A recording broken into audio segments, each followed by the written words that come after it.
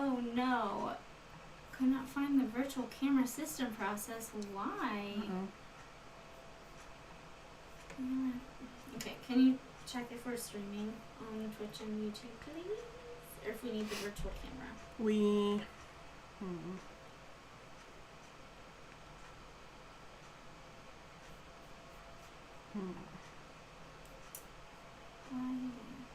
It's, it does say live. Hold on.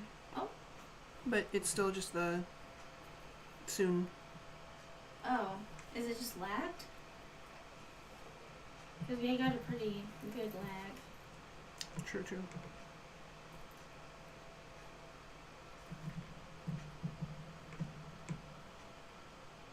There we are. We're good. Yay! Okay. All right. That's YouTube. Hello. Hi. Hey guys. So I'm sorry that we are a couple minutes late. Oh, there's a crazy lag on OBS. I'm gonna not look at that so that it doesn't trip me up. So we're live on both. We're good. Okay. Hey. So sorry we're a little bit late. I got injured. I feel like a little kid. Hillary told me to look for something in the bottom left. I went bottom right, and bottom right had a broken mason jar. And I blasted my finger into this thing. So, yeah. Anyways. So we had a little wound care sesh. It wouldn't stop bleeding, so we had to put a bunch of gauze on top. And yeah, so. And she took care of me. She put some alcohol on it, which stung like a mother, but that's okay. It's what I needed. So thank you for taking care of me. You are welcome. Okay, so today I have the best case to end NGRI. Great. So I'm very excited about it. I am ready. Without any further ado, so just like last time, I'm going to start with the end, okay? Okay. So, the verdict. Guilty of first-degree murder, and then not guilty by reason of insanity. How can you be both? You'll have to wait to find out. I'm ready. Well, I will get into the exact wording when we get there, but I just wanted you to just mull that over in your head. How can somebody be both guilty and not guilty? Guilty and not guilty at the same time? All right, so let's talk about the man of the hour, or two. So his name is Raymond Henry Goedecke. I think that's how you pronounce his last name. I might be wrong. He is 18 years old, and he's living in a suburb of Chula Vista, California. And he is Chula Vista, California is a quiet, low crime and high pride area. So I guess everybody loved living there, and people were, happy to be there. So he was his dad, Henry Goedecke, and his mom, Joan, with a 15-month-old sister, Eileen, and 8-year-old brother, Mark. Big age gaps between them. Yep. So Dad served as a church elder, or he serves as a church elder at Pilgrim Lutheran Church. I don't know, is Lutheran, I feel like the Lutheran sect of Christianity, it's pretty common, but I never hear about it anywhere. So when I saw, Lutheran Church, I was like, oh. I think, Lutheran. Obviously, I grew up in the church, right? I'm definitely a Christian. There are so many sectors of Christianity, which is so dumb because whatever. We could get into religion, but I'm sure that's not the point. The point of this is, I believe, from my understanding, the Lutheran path or sector is more traditional in the sense of teachings of the Bible, but also a little bit progressive. They allow women in leadership roles. Yeah. Right, that kind of mix. That's kind of what I understand it to be. So, Lutheran just makes me, my ears perk up every time, because I was baptized Lutheran when I was born, because my dad. Okay. and then my parents got divorced, and then I was baptized Roman Catholic. Okay. Which is like... Oh, yeah, they're nowhere near each other. So that's why now I'm like, I'm confused. I don't know. Yeah. I don't know what's going to happen to me. Anyway, my mom's biggest complaint about the Lutheran Church is that they don't believe in Mary, or they don't, like, believe that she was anything special or whatever. So, anyway, but, yeah. I agree with that. Anyway, well, because Catholics, they worship right, Mary. which is not my opinion time. Okay. We can talk about that later at a later time. Okay, so mom, dad, sister, brother. Okay. So dad, he's a church elder, so super important family in the community. And he worked as a landscape architect. So I looked high and low for like work for Joan, and I didn't see anything. So I'm assuming maybe stay-at-home mom, because like, he was a church elder and they were like really, religious. So maybe she stayed home. I don't know. I don't know, but I looked. Sorry, guys. Raymond's home life was highly structured. Obviously, because they're super, like, church-going people. It revolved around the church because his dad was an elder. And Raymond was a student at Lutheran Concordia College in Oakland, California. Okay. So he was known in his community as a devout divinity student. So he was very, like, he was preparing for a career in the ministry. So, like, super religious. This is my path. Just really good kid. All that stuff. He was active in church-related youth activities, such as attending Camp Caroline, a Lutheran church camp in Valley Center. So from the outside, Raymond appeared to be an ideal Christian boy who maintained a good relationship with his younger sister and brother. Good.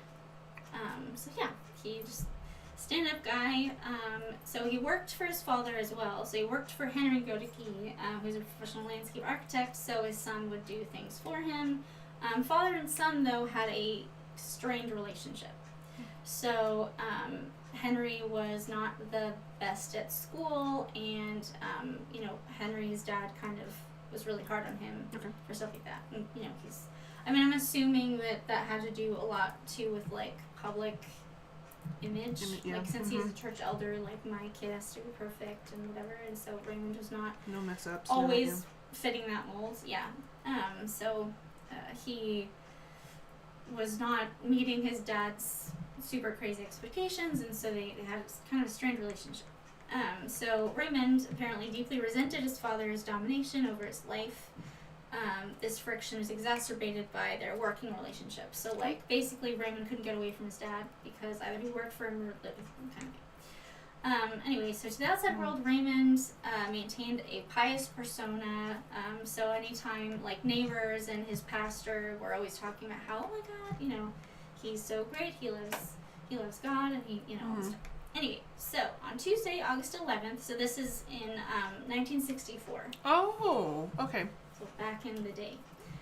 So on Tuesday, August 11th, Raymond and his dad have a heated argument.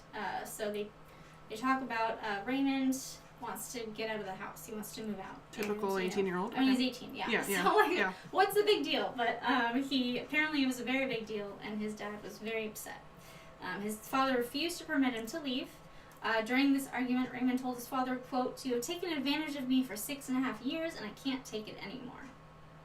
So I guess just cracking under the pressure that his dad set for him. There was nothing really else there right now. Just that's what he said. Wait. So the kid said that to the dad? Yeah. Okay. So following this argument, communication between the two completely broke down pretty much. Like, they stopped talking because they were like, Raymond had previously confessed to a friend that he wanted to move out specifically to prevent, quote, hatred to grow between myself and my father. So he didn't want, pretty mature, the relationship to keep getting worse. Despite this growing animosity, Raymond appeared to be maintaining his usual routine, even planning to continue working for his father's business after moving out. He even said, so during this argument, he even told his dad, like, I'm still going to work for you. I just want to live somewhere else. And Dad was like, absolutely not. Wonder why. Yeah, I don't know. I don't know. So, Friday, August 14th, Raymond prepares to leave for Camp Caroline. So it's approximately 50-mile drive from Chula Vista to Valley Center, I think. This is California, right? Yes. Okay. So to those watching him depart with two female acquaintances, he appeared to be the same ideal Christian boy, saying bye to his family, going to church camp. Mm-hmm. Like he's got his, I'm assuming dressed nicely kind of thing. So throughout that evening, so we got to camp, and he's at this camp with all these friends, and then to like 2 or 3 of his friends, he goes, "Hey, so I'm gonna sleep in my car tonight." Okay, so. What's the point of going to camp if you're gonna sleep in your car? I mean, I don't know if I don't know. I mean, I was talking to Paul about this, and he was like, well, I mean, I don't really like camping either. Like, maybe he just feels more comfortable sleeping in, like, his car versus, like, I don't know if there was tents or, like, sleeping bags. I don't know what the situation was. Okay. I'm assuming that a camp like that, it's like cabins. Right. I don't know. Anyway, so I'm going to sleep in my car.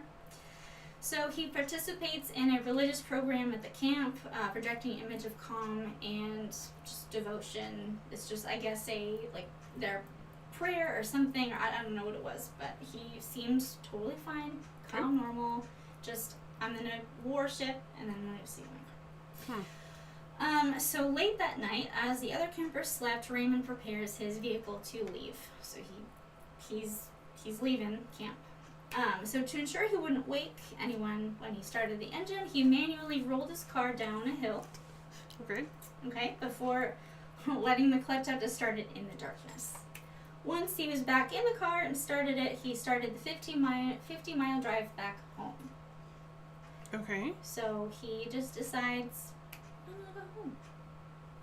Without telling anyone. Mm-hmm. Okay. Okay. So August 15th, 1964. So I guess he left in the night. So early the next morning, I don't know how long it took him to get home. But once back home, Raymond Henry Goedecke proceeds to kill his entire family. Okay. Before I go into details, I want to ask you a question. Mm-hmm. What is your first reaction to this? Does it sound like a psychotic break to you, or does something about it feel planned? It feels planned. Yeah. Because, I mean, obviously, my thoughts are he's growing up, you know? He's on the precipice of adolescence versus adulthood. Mm-hmm. He wants his independence. Everyone does, right? That's a part of growing up. I'm curious why his dad was holding on so tight, but I'm sure that just added to the contention, you know, and this, like, toxicity is growing. Yeah. I'm wondering if his dad was was controlling, so he was the kind of guy he'd be like, you leave when I tell you can leave. Okay, fair enough. You know, 60s, you can't yeah. just, like, leave when you want. You're my kid, You're under my roof. But also, it seems premeditated because he's going to camp. So he has an alibi, right? Everybody saw him there. Mm-hmm. Nobody saw him leave or heard him leave. So it doesn't feel like a break. Nothing happened at that moment he decided to go back. 50 miles is a long trip. Mm-hmm. It's not just like a 1-minute walk across the street kind of thing. Yeah. There's a lot of time for you to think, what am I doing? This probably isn't the best idea. I can leave. I can go anywhere in the world. I have a car. You know, so I don't think that was a... Also, he rolled his car down the hill. That's what I'm saying, so that yeah. people wouldn't wake up. There's a lot of laying out. Like, he wants people to know that he wants people to think he's still at camp. Right. That's his alibi. Yeah. So I don't think it's a snap decision or in the moment, what is that, heat of the moment kind of... I'm not saying what he was going through was invalid. Yeah.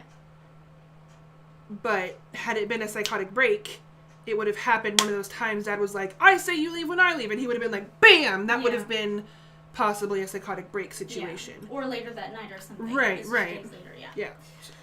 Good thoughts. Okay, so now we're going to get into the crime. So, as I mentioned, Raymond leaves camp on the night of August 14th, 1964, and starts the 50-mile drive back home. Upon arriving at the residence, he parks his car across the street. So he doesn't park at his still house. hiding his presence. Okay. Okay. Raymond enters his house through the garage and selects a heavy iron bar. He found a heavy iron bar in the garage. I don't know what it was. It was just a heavy thing. Okay. He wraps a towel around this bar to ensure a secure grip and removes his shoes and socks in the kitchen to facilitate entry into the living quarters. It's all planned. That's not... So, I saw... Again, I don't know 100%, but I saw something that said that, like, there was a family... They had a family... it's not a ritual. It's like... Tradition? They would take their shoes and socks off before they entered the kitchen, just to, like, I don't know if they were working on something in the house, but they didn't want to, like, mess up new carpeting or something. That's fair, yeah. I don't know. So, yeah, people usually take their shoes off before they go home, right? Okay. I don't know necessarily about socks, but anyway. That's a little... Yeah, okay. Yeah, that's took different. shoes and socks off. I feel like that's being extra. Like, that's being, like, anal about it. I don't know. Anyway, I mean, his dad is a control freak, so maybe his dad was like, if there's even one little... fiber of something on your socks, I'm gonna, I'm gonna flip it. I can't bend this finger, so I'm like... Glad it's not your middle one. Constantly just flipping me off the whole time. This entire stream is just like, oh my god, I'm so mad. So Raymond goes to the master bedroom first, where his dad and mom are sleeping. Okay. So he repeatedly... Because his baby sibling and his 8-year-old sibling are still there. Mm-hmm. Okay, so he repeatedly bludgeons them with the iron bar. Over and over again, whacking them with this wrapped iron bar that he found. Okay. He then moved down the hallway to the bedrooms of his younger siblings. Both 15-year-old Eileen and 8-year-old Mark were awake when the attack began. Raymond systematically beat both children to death. After all this, Raymond goes to the bathroom to wash up. Of course. It's probably really messy. He returns to the master bedroom and notices his dad is still alive and trying to crawl towards the door. Raymond pulls out and starts smoking a cigarette while he watches his father struggle. Noticing his father's hunting knife on a nearby chest, he decides to finish him off, stabbing his dying father multiple times. I have thoughts. To make sure that dad is dead, I'm just going to stab him. Alright, what are your thoughts? Physical, life-ending actions tend to be more fueled by passion, whether that's hate, jealousy, whatever, huge, big passions, because I want my hands on you to end your life kind of situation, instead of a gun.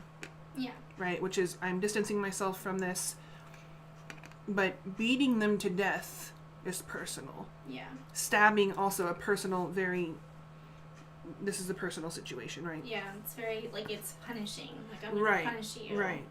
I don't just want to end your life, I want to make, it reminds me of O.J. Simpson. Like, he beat Nicole, to a bloody pulp because he wanted to punish her. There was rage. It was whereas Ron Goldman was, he just had to also he was kill in the him, way. But it wasn't, so all of that, I don't... If you're a family annihilator, okay, I hate that, but okay. Why make the children suffer? I understand from his perspective, right? His dad is the one causing all of this rage, angst in him, right?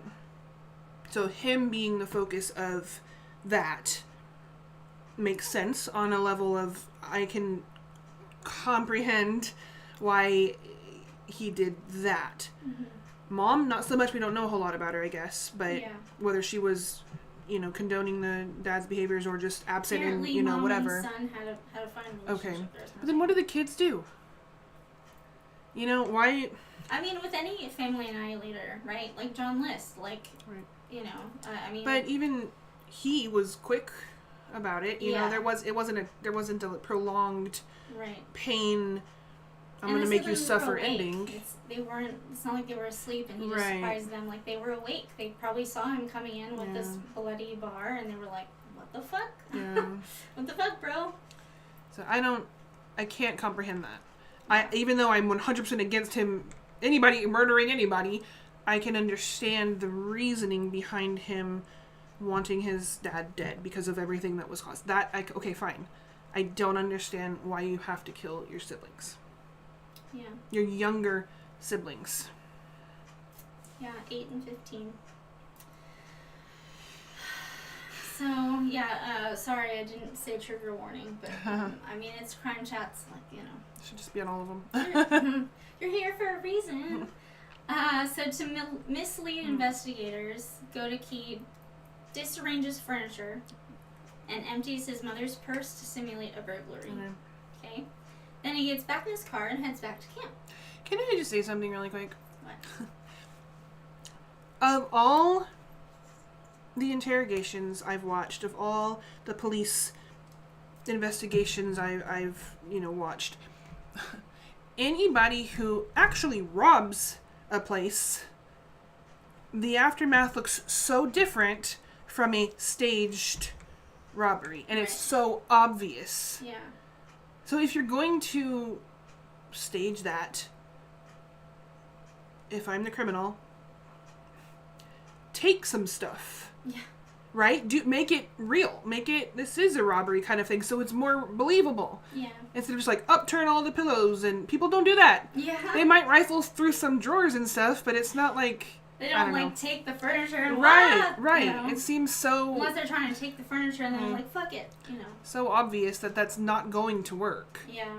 Anyways, okay. Sorry. I mean, criminals are not the smartest. Yep. You know. Anyway, so sometime between 2 and 4 a.m. So sorry. It's okay. That scared me. I was like, oh. Shameless plug. I'm jumpy. I mean, you wounded me once today, so, you know. That was you. I'm just kidding. That wasn't me. That wasn't me. So sometime between 2 and 4 a.m. on the drive back, he stops at a local gas station in Chula Vista to use the restroom. I was like, yeah, he's out of gas. I thought He's got to pee and there's no gas because he's been driving all night. Mm-hmm. He leaves behind a towel, the towel that he used to grip the iron bar. Why?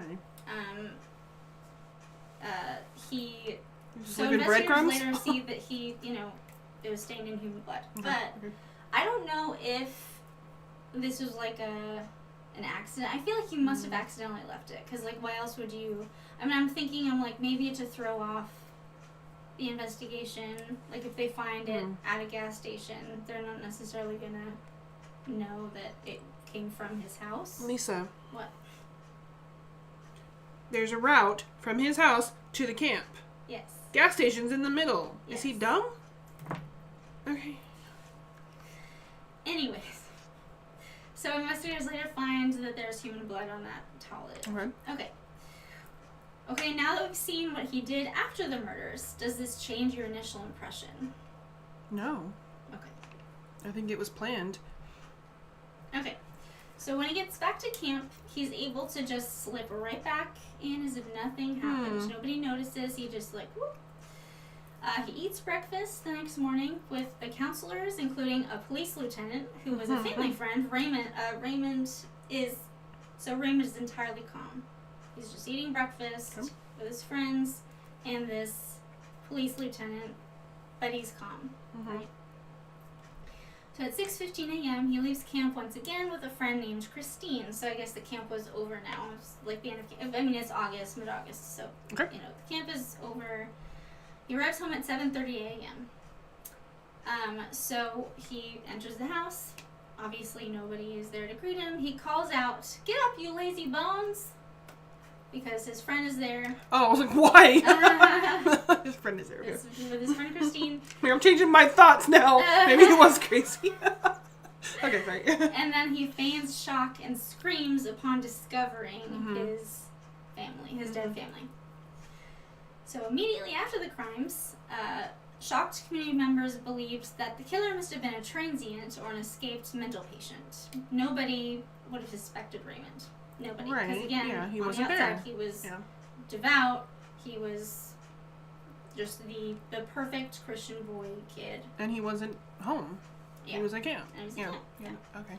So around 10 a.m. on August 15th, Raymond follows police to the station to provide a statement as a material witness. So, like, he found them, so he, Raymond's story begins to unravel, though, during a voluntary police interview. So investigators notice a trace of blood in his hair, and on his a tiny fleck of blood on his ear. A subsequent search reveals numerous bloodstains on his skin and undergarments.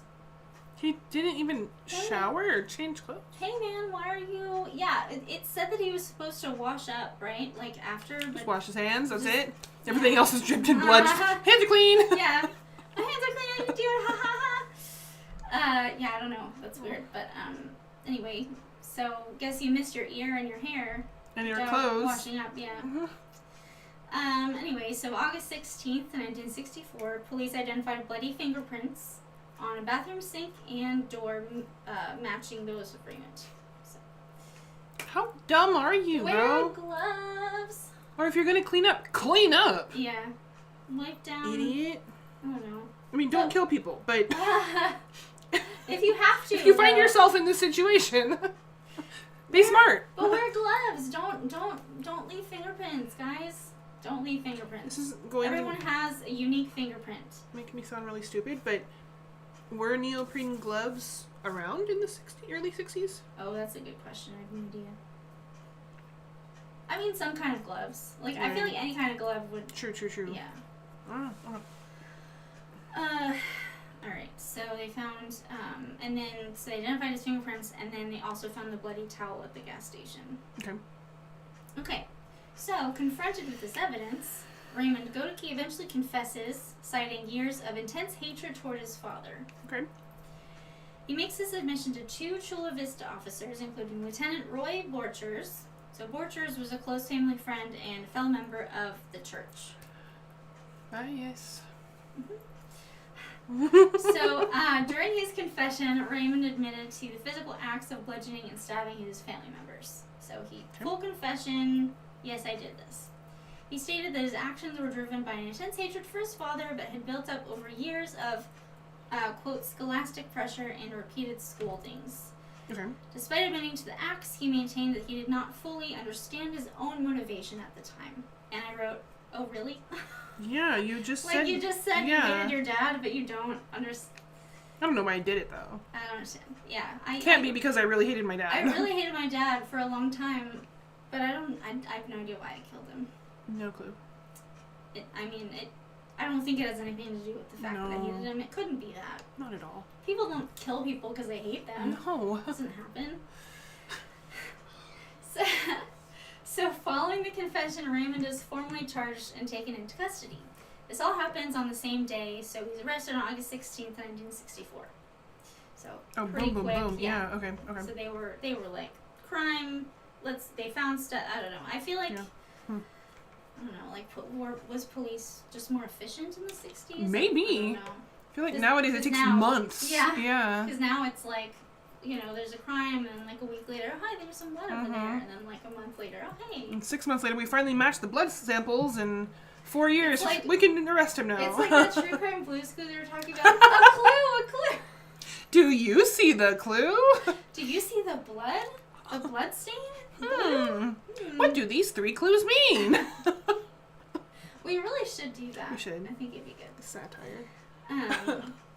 Okay, so immediately following the murders, police and subsequent psychiatric interviewers noted Goedecke's complete lack of emotion. One psychiatrist found that his extreme nonchalance while discovering the bodies was actually a symptom of his mental state. So Raymond was then formally indicted by a grand jury for the murders of his father, mother, brother, and sister. So just devoid of emotion, but like, what does that sound like? It sounds like psychopathy. Yeah. You know? I mean, they don't have dissociation. emotions, Yeah, that's true. Okay, so he's formally indicted for the murders of all of his family members. So, now we're going to get into... So, this is in California. Mm-hmm. California had, either still has or had at the time, does anymore, I don't know, but a bifurcated trial system. So, it divides, in the trial into 2 phases. So, you have the guilt phase. So, in this stage, the jury decides if the defendant physically committed the crime or not. Okay. And then stage 2 is a sanity phase. So if a defendant is found guilty and has pleaded insanity, a second phase is held to determine if they were legally sane at the time of the crimes. Okay? Huh. So because the physical commission of the crimes was no longer in dispute due to his confession and the forensic evidence, the trial would be focused almost entirely on his mental state Okay. and cognitive functioning. to determine his level of criminal responsibility. So again, let's go over this. Before we get into what happened in court, let's go through it again. So he rolls his car down a hill to make sure that nobody knows that he's leaving. He tells people before he goes to bed, hey, I'm going to sleep in my car. Right, he's setting it up. He drives all the way home, parks on the other side of the street. So witnesses can't say, oh no, I saw his car here. Yeah. Takes his shoes and socks off. Bludgeons his whole family. He wraps the pipe. Wraps it up, in the towel. That's also, that seems like a small detail, but it's not. So that he can really grip onto it. Because he washes up afterward. Had it been a true, moment of intense passion, kind of thing, okay, all of that happens. Maybe he just has a memory at camp of his dad being horrible to him, right? And it just sets him off. Okay. I can maybe let that stretch with all the rolling down at night, being quiet, and I'm going to sleep in my car. But then, had that happened, I'm just thinking the pipe specifically. I see a weapon, I'm just going to grab it and go. Yeah. I'm not thinking, I need to wrap this so I can hold on to it stronger.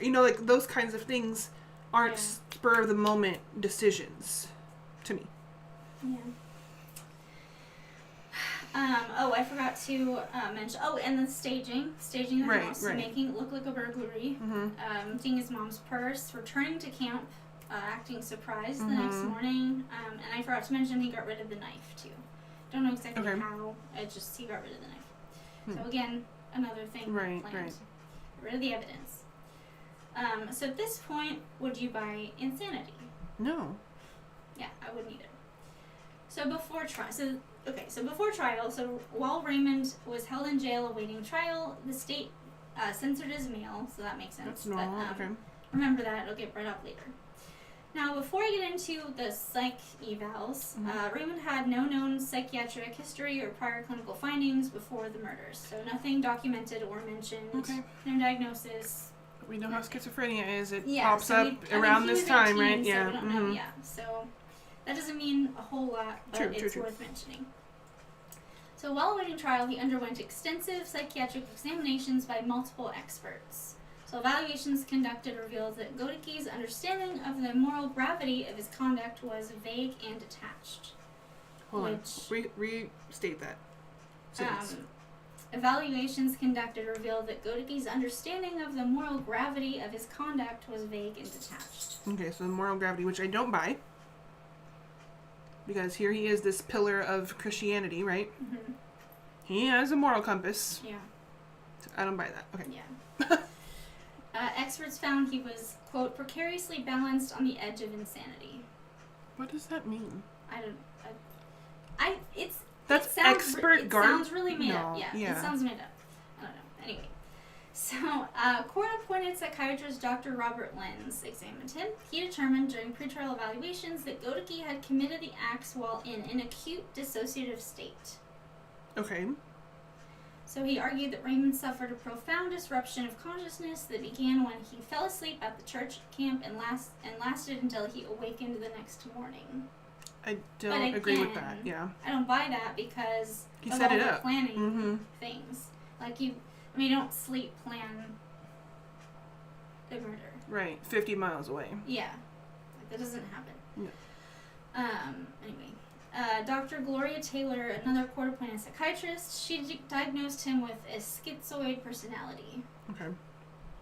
I mentioned it, but yeah. She explicitly distinguished this from a psychiatric diagnosis like schizophrenia, noted he was intelligent and capable of planning, but emotionally cold and detached. But again, psychopaths they're cold and detached, and they do things, and they don't have emotions. And they're good at copying other people's... So, what? We're just gonna... Any psychopath commits a crime, we're gonna say they were insane, so they're not guilty affective by whatever? Break. Yeah, no. No, Ted Bundy. Was he also, schizoid personality? Okay. I'm sure he could pretend like he was really well. Defense and prosecution expert, Dr. Carol Brenner Jr. Oh, wait. I think I was supposed to remove that. Sorry. Okay. Okay, so Dr. Alfred Larson, so he was an expert for the prosecution. He observed that Goedecke recounted the brutal details of the massacre with a chilling sense of relish. So he loved to explain the details. So he does have emotion. This was interpreted as an ego-preserving attempt to prove he could do things better than anyone else. Okay, pretty psychopathy. I'm thinking DSM right now. I'm seeing it in my head. Mm-hmm. We can do DSM. Grandiose That'd be cool. sense of self, you know. I would love to. It's right here. The defense prepared to argue diminished capacity, also known as diminished responsibility. So what this is I guess it was relatively new and complex legal strategy in California at the time. It sought to show, or the defense sought to show that Raymond's mental impairment prevented him from acting with the deliberation and premeditation required for first-degree murder. I just put, huh? Yeah, I'm like, wait, what? So he was mentally impaired, so he couldn't act deliberately, but he deliberately premeditated and planned going into the crime and then after. You know, I would love to be a 6-figure income individual that makes up stuff that just sounds good. Right? Like, if you have enough letters after your name and people just believe whatever you say. Just put some big words in there. So. Yes. My brain does not go to schizophrenia. Okay. For him. Which I know someone in there was like, schizoid effect. That's... I feel like based on why she said that, like, I feel like you could say everybody had schizoid personality and we're all a little bit schizo, I guess. Can we read some diagnostic criteria about schizoaffective disorder? Okay. Yes. So, again, DSM-5, schizoid affective disorder. Mm-hmm. Diagnostic criteria. A. An uninterrupted period of illness during which there is a major mood episode, major depressive or manic, concurrent with criterion A of schizophrenia. B. Delusions or hallucinations for 2 or more weeks in the absence of a major mood episode during the lifetime of the duration of the illness. C. Symptoms that meet criteria for a major mood episode are present for the majority of the total duration of the active and residual portions of the illness. He was never diagnosed. Okay. D. The disturbance is not attributable to the effects of a substance. So he wasn't high or drunk, right? Or another medical condition. None of those match him. So I definitely disagree with that. However, the other one we were talking about is psychopathy, right? They didn't bring it up, I did. No, but us. Yeah. Man, I just want to... I say it almost every time I open the book. I was like, I just want to read the whole thing out loud. It's so interesting. And honestly, this kind of... Hoarders. I won't read them. I'm a hoarder. Okay. Self-proclaimed. Okay. Self-proclaimed? It's not a good thing, Hillary. Self-diagnosed. There we go. No, not schizo. What am I looking at? I already forgot. Psychopathy. We have... That kind of leads me down a little bit of a rabbit hole, because now I'm like, okay, so some diagnoses mean you're insane, right, and you're not responsible for your actions, but others don't? What do you mean? Like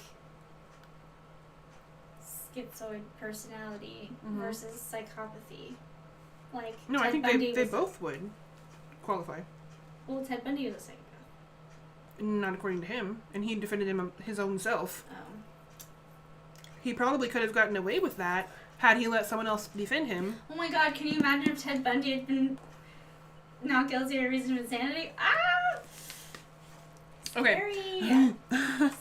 Scary. So, psychopathy is a huge umbrella. The closest disorder I would relate that to would be any social personality disorder. Yeah. Right, dissociative, all that kind of stuff. That's what I would... Yeah, they mentioned mostly. He was detached. Right. Yeah. And so I'll just read a couple of these. There's not a whole lot, but A, diagnostic criteria, we have A through D. A is a pervasive pattern of disregard for and violation of the rights of others, occurring since age 15 years. Interesting, because there's not been documented issues, but as indicated by 3 or more of the following: failure to conform to social norms with respect to lawful behaviors, deceitfulness as indicated by repeated lying, use of aliases, or conning others, like maybe rolling down his car down a hill in the middle of the night, I don't know, impulsivity or failure to plan ahead, I don't really buy that one, irritability and aggressiveness as indicated by repeated physical fights or assaults. I mean, got in a big fight with his dad. Well, true. Reckless disregard for safety of self or others. I mean, obviously. Mm-hmm. 6, consistent irresponsibility as indicated by repeated failure to sustain consistent work behavior or honor financial obligations. I want to come back to that one. Yeah. And then 7, lack of remorse. There we go. Bingo. As indicated by being indifferent to or rationalizing having hurt, mistreated, or stolen from another. And then, so that's all A. B is just the individual is at least 18 years. C, there's evidence of conduct disorder with onset before age 15. And D, the occurrence of antisocial behavior is not exclusively during the course of a schizophrenia or bipolar disorder episode. So I wanted to come back to that A6, consistent irresponsibility as indicated by repeated failures to sustain consistent work behavior or honor financial obligations. He worked for his dad. Right. But he was also, in my opinion, from what you've shared already, he was also kind of put on this pedestal by the community because he's the son of a church elder. Religious, right. A person high up in the Lutheran church, because there's pedagogy, or tiers of whatever, yeah. So my thought here is, I've known preachers' kids, they're usually the worst ones. I mean, because they're trying to get out of that spotlight or that stigma almost of you have to be perfect because you're right. So this kind of makes me think I'm going even more toward the antisocial personality disorder because you, as an 18-year-old, most 18-year-olds, at least here in America, want to break free and become their own person. Mm-hmm. But he is being stifled by his father. So I don't know. I just feel like this fits the situation more. No, there's not a recorded or documented history with him. Like it says there should be, kind of things. But maybe because Dad was hushing it up. Yeah. Because he has to fit the mold of perfect. I don't know. That's just me thinking. And I mean, maybe that's why their relationship was strained, is because son was acting weird and Daddy was like, you must be perfect in the eye of the community. Yeah. I don't know. I don't know why he sounds like that. I like your dad voice. It's good. That's my dad voice. That's your Henry Goedecke. That's Henry Goedecke right there. Alright, so. Okay, so the trial. So trial started in late 1964, probably around mid-November. But I couldn't find an exact date. Again, the same year. That's impressive. Yeah. Quick. Bing, boom. We were doing this. So the verdict. So I say mid-November because I kind of backtracked. The verdict was given on December 8th, 1964. Okay. So I kind of had to how long do trials usually last? So I'm saying mid-November. That's my guesstimate. Okay. I think it's a pretty good one though. I don't know. So like I said, it was bifurcated, the guilt phase and separate sanity phase. Right. So, because Raymond had confessed already, the trial focused solely on the sanity part. So the prosecution was led by William Kennedy and defense led by E. Stanley Conant. Prosecutor's argument was that killings were a result of calculated planning and deliberate execution rather than a sudden mental break. I agree. Okay, I agree too.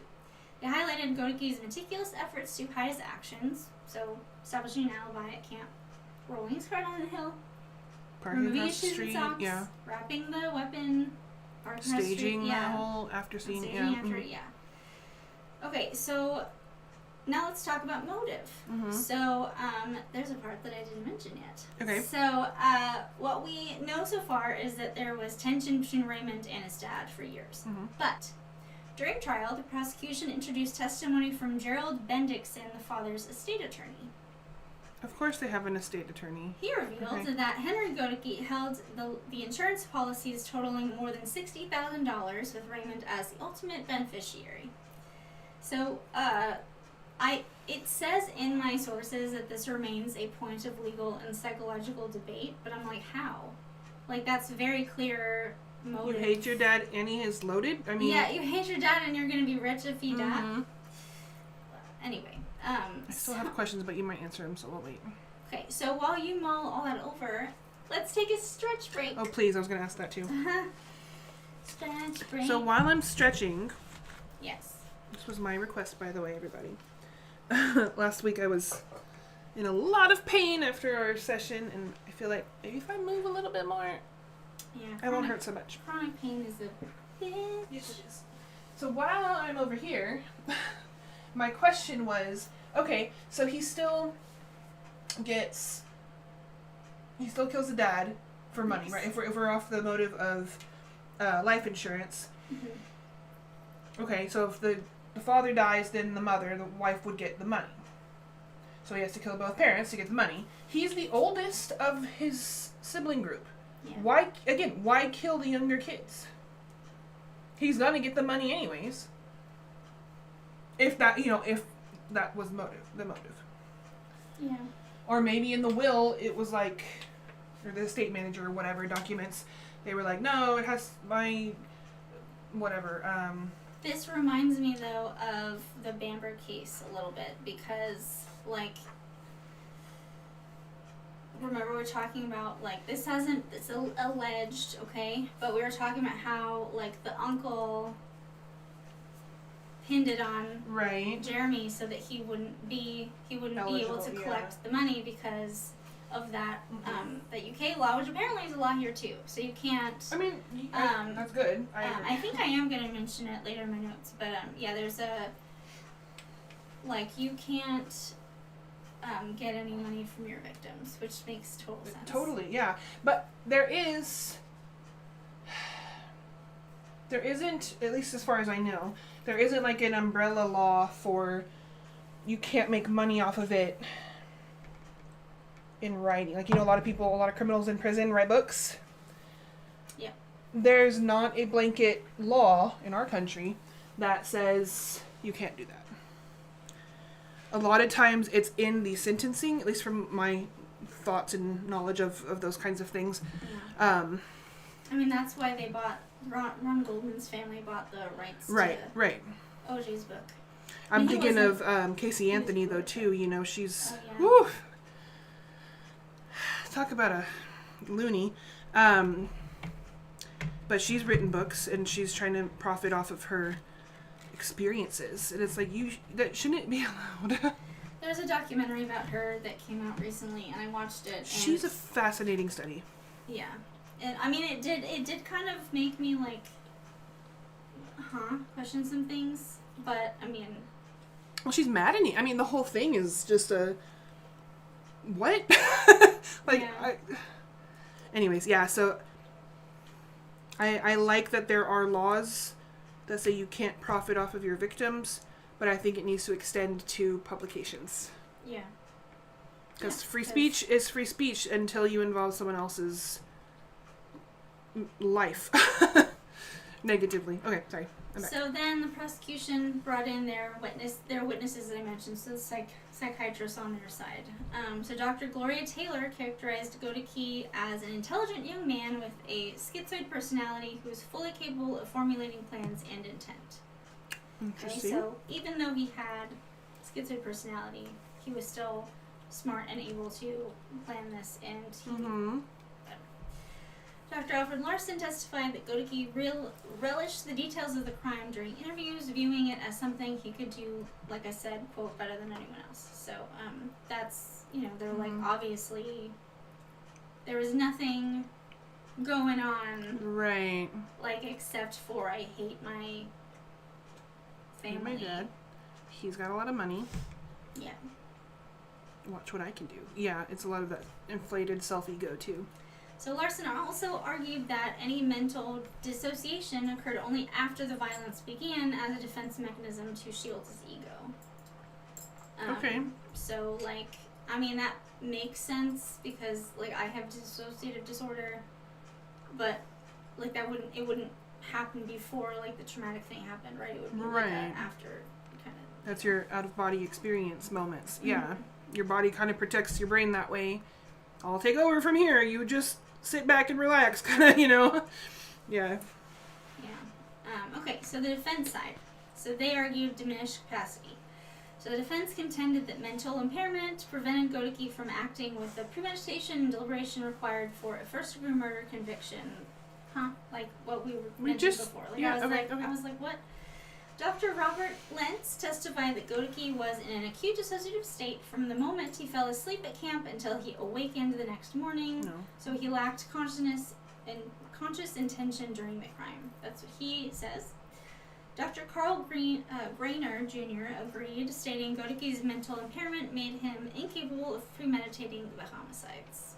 Again, No. So we have a 2 versus 2 psychiatric expert battle going on. So 2 psychiatrists say insane, 2 say sane. What do you believe? I think it was clear. Well, okay, trying, to be unbiased, because my soul believes he did it on purpose, he planned it and everything, but I know our own experiences bias us for everything else, and I get that, but I think there is a possibility that he planned it to a degree, and then, like, in the heat of the moment, it just kind of got out of hand, maybe, which is why he possibly killed everybody instead of just his dad. Okay. So it might be that dissociative mindset or perspective in the moment of this atrocious crime. Mm-hmm. But he went back home on purpose. Yeah. He planned all of that. Whether it was an hour before or a month before. Think he must have known his other family members would be there. Like, that must have, like, come into his, Or, like, what happens if I get there and my mom is there and my siblings are there, yeah. But that leads into my next question. Why do you think what do you think the defense psychiatrist saw that the prosecution didn't see? Like, what do you think they saw in... Well, okay, so if I'm defense, right, and I'm fighting for this guy, he has this emotional trauma, we can call it, from his childhood and being brought up in such a... strict is not the word I want, but, like, authoritative kind of family. And again, humans can only be pushed down so much before we shoot to the top. I mean, we're just like, boom, I'm not going to take this anymore. Just like last week, enough is enough kind of thing. Yeah. I get that. And so that can flip your intentions, not the right word, but, like, you do things you don't expect yourself to do. Yeah. Right? And so I think maybe for a long time he's been thinking, I just want to kill my dad. I can't stand him. I hate him so much. He's awful.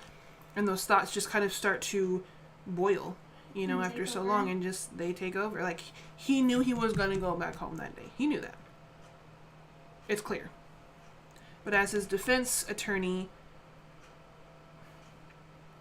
I think I would argue, like, severe domestic, not even abuse, but turmoil, I guess. I don't know if that's a legal thing, but they're thinking about, like, battered women, yeah. Battered women syndrome. There we go. Words. Similar kind of application to this. He's technically an adult. He's 18, but he's still, again, on that precipice of adolescence and adulthood and hormones and I want to be independent and leave me alone and all the, and dad's saying no, and, I can see that contention. Mm-hmm. causing that boiling point, that breaking point. As the defense attorney, I would use that in the home life and all of that kind of stuff to show he is a good guy. But Dad needed him to not be good, but be perfect. And it was too much kind of thing. I don't know. So I would definitely fight that way if I was defending him. Mm-hmm. I don't know how I would defend him on killing his mom and siblings, though. Last question for now. Can someone plan a crime and still legally be insane?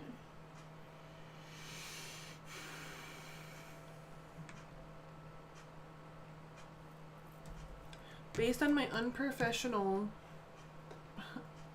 experience and thoughts and opinions, I don't think so. Okay. Because the definition of legal insanity, literally, I'm not going to verbatim say it, but it does have a bit in there about not understanding the weight of your actions. But now I'm going to bring you back to Vince Lee. Mm-hmm. He started leaving the house with a knife. Like Right. He planned to have a He was knife prepared. on him. Yeah. Right. So he planned to... He did not Be plan prepared. to kill Tim McLean. Well, yeah, I know, but like what I mean by that is he planned to have the weapon on him at all times. Right. Yeah. But I made that specifically that argument because had he sought out his victim, followed him, whatever, and he also had this weapon and all these things in his bag ready, that to me would be a different situation than what happened, which was just a spur of the moment, you're the alien, I've got to kill you. Right. Right? Yeah. Whereas this guy, for months, years, has probably been having thoughts of killing his dad or getting rid of him in some way, right? Getting away from him. There's... Kids dislike parents all the time. Don't tell me that. You will have the day where I hate you comes out and you're going to be like, yes, Oh my God. I win. But most children don't kill their parents because they hate them. Yeah. Most children don't kill their parents at all. Yeah. That being said, I don't know the pressures of spotlight, sundom. Like, I don't know what it's like to be a boy, a young man in the limelight of religious perfection. I have to. There's no or buts. I must. And it's impossible. You cannot achieve perfection. It is not possible. Yeah. So he's been set up for failure. That's a long-winded answer to your question. I think for a long time he probably had the thoughts of his dad being gone. Mm-hmm. And when it got more, he was growing up older, more adult-like. And Dad is still treating him like a child. Mm-hmm. Now he's probably having thoughts of immediate action of, I need to get rid of him because he's not going anywhere and he's forcing me to stay here. I don't know. So all of that, I think, in the back of your mind, his mind, has been planning. Now, where that decision became action, or that those thoughts became action, Right. we don't know, and he's the only one who could tell us, Yeah. I don't think he was insane. I think he lived a very tumultuous home life, Yeah.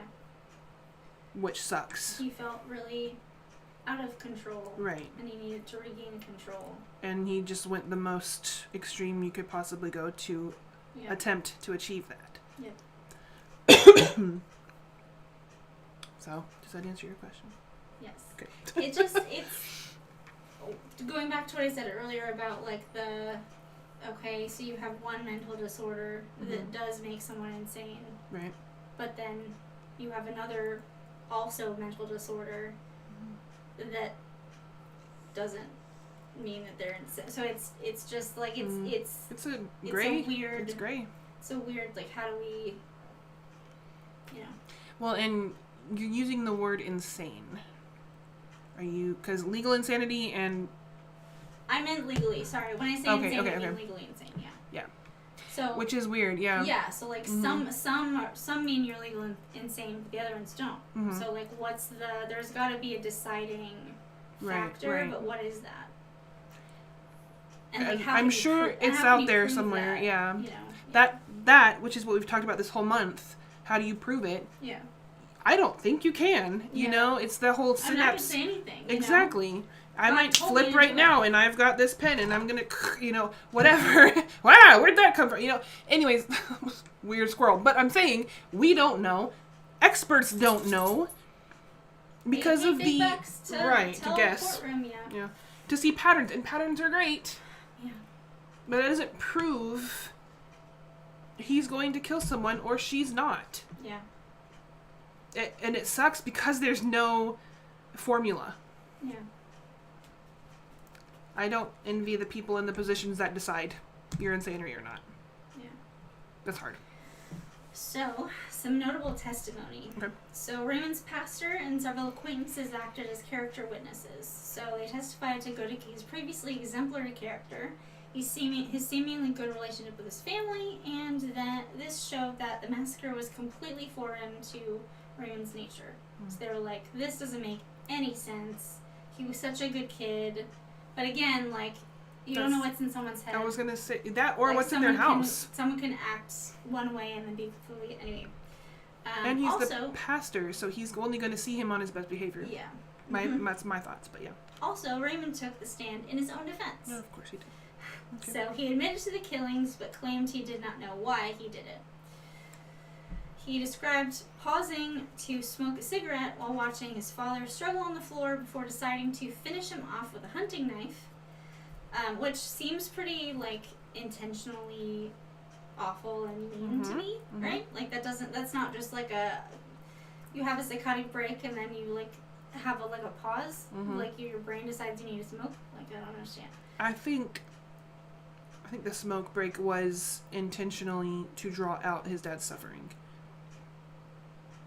So he's like, oh, you're not dead yet? Cool. Yeah, I'm going to make you're going to suffer as much as possible. I'm going to enjoy my cigarette. I'm gonna watch you. Yeah. I don't know. That's just my thought. Also, he's smoking. He's a good Christian boy. Uh-oh. Yeah.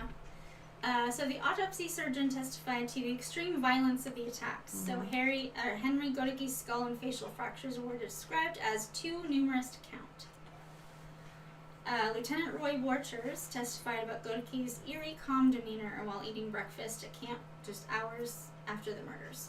That's terrifying. Yeah, because that could be anybody. I mean, think about it. Like, that could be anyone. Yep. Go to the restaurant and the person sitting in the booth behind you could have just murdered annihilated their family. That's so scary. It is so scary. There's like a statistic or something. It says like you'll walk by 4 or 5 serial killers in your life or something like that. I thought it was 9, but yeah. Oh, it's probably the higher number. I don't know. I don't remember the number, but I'm like, that's terrifying. It is. Cause like, what if I look like Ted Bundy's victims. You do, yeah. Sorry. Yeah. I mentioned this to you. I don't know if I mentioned it on the stream, but maybe that's also why I was a little bit more, like, scared of Bundy and more, like, fascinated wanting to learn, because I was like, shit, I look like him. I fit the victim profile. There was this, I don't know, I'm sure it's still around somewhere, but, like, a early meme, before memes memed, when we were in college, I'm not even going to say how long ago that was because it's not going to be very friendly. There was was this a dank meme? No. No. No. It was a cute little, like, an image. I don't know. I think it was like on a shirt was the JPEG or whatever, and it had a taco, like a crispy taco with all the fillings and everything, and I'm not gonna get the exact wording right, but it was something along the lines of, eat tacos, stay alive. And I like that because I'm like, the bigger you are, the harder you are to kill. I don't know. That's always stuck with me. I was like, yeah, I will never dive to a serial killer. Eat tacos, stay alive. Eat tacos, stay I wonder alive. what they meant by that. I interpreted it this way, so I know. Nice, I like it. Okay, so the verdict. So we open this case with the verdict, sane and insane. Okay. So now I'll explain. So if you remember, California has a bifurcated system, guilt phase and then sanity phase. Mm-hmm. But the jury, in this particular trial, jury rejected a simple all or nothing finding. So they didn't want to, their complex split sanity verdict suggested they believed Goedecke's mental state deteriorated during the crime. So, father's murder, they were found guilty. He was found guilty and sane for dad. First, okay. This led to a criminal conviction and an initial death sentence. And mother and siblings found guilty but insane. So this resulted in a legal acquittal for these 3 deaths. Ooh. Right, it's a good one. I don't like that. I didn't either. I did like the guilty and First insane. dad, yeah. Like I did like the verbiage. I didn't agree with saying he was insane during the mom and siblings murders, but I liked that they were doing he's guilty and insane because that's what we were talking about with. Right. I was like it should be. Yeah, I was like that's what it should be because you still did the thing. Okay, but I so don't. Yeah. Anyway. I can follow that way of thinking. Like again, you're spiraling, right? You go there for your intended victim, dad, but then mom wakes up and screams, and so, You're like, well, shit. Now right. Do her too. And then. But what I didn't understand. So that wasn't planned, is what I'm talking about. Yeah, but what I didn't understand was he walked down the hallway toward his siblings' rooms. Right. Right. It's not like they came out of their bedrooms and heard, and then he was like, well, shit, I gotta kill them too. Right, now. and like calling 911 or whatever, he walked to their rooms intentionally with the weapon. See, and that's where I think that second part of the verdict, or the sentencing, I guess, verdict, makes a little sense to me because... This is still the trial, not... Okay. So, dad, planned, premeditated murder, found guilty, great. Mm-hmm. Then, I think mom and the kids, was... The murder of those 3 were an afterthought, almost. He did not go there planning to kill them, I don't think. Okay. Because they have nowhere in any of the documentation that you've shared, it doesn't say anything about negative discord between them. Right. Siblings. But again, this goes back to, you want to get rid of witnesses. Right. That happens all the time, right? You don't intend to kill everybody, but if you realize, oh my god, all these people have seen my face, right, I have to get rid of these witnesses. But I personally, just based on what you've shared, I don't think he thought that big. Okay.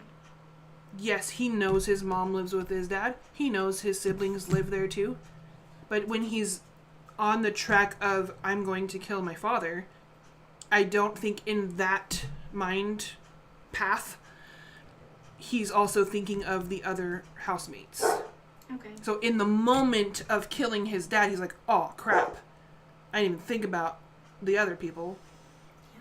So that's where I could get on board. You'd have to convince me a little bit more, but with the other 3, guilty by, but not, whatever. What are we doing? Not guilty by reason of insanity. Yeah. Well, I could get on board with that. Guilty but insane. Okay, yeah. I don't like it, but I could maybe get on board with it. Yeah, so he was legally acquitted of killing his mom and his siblings. So functionally, this meant that while Goedecke was a murderer in the eyes of the law for his father's death, he was not guilty by reason of insanity, like I said at the beginning, for the deaths of the rest of his family.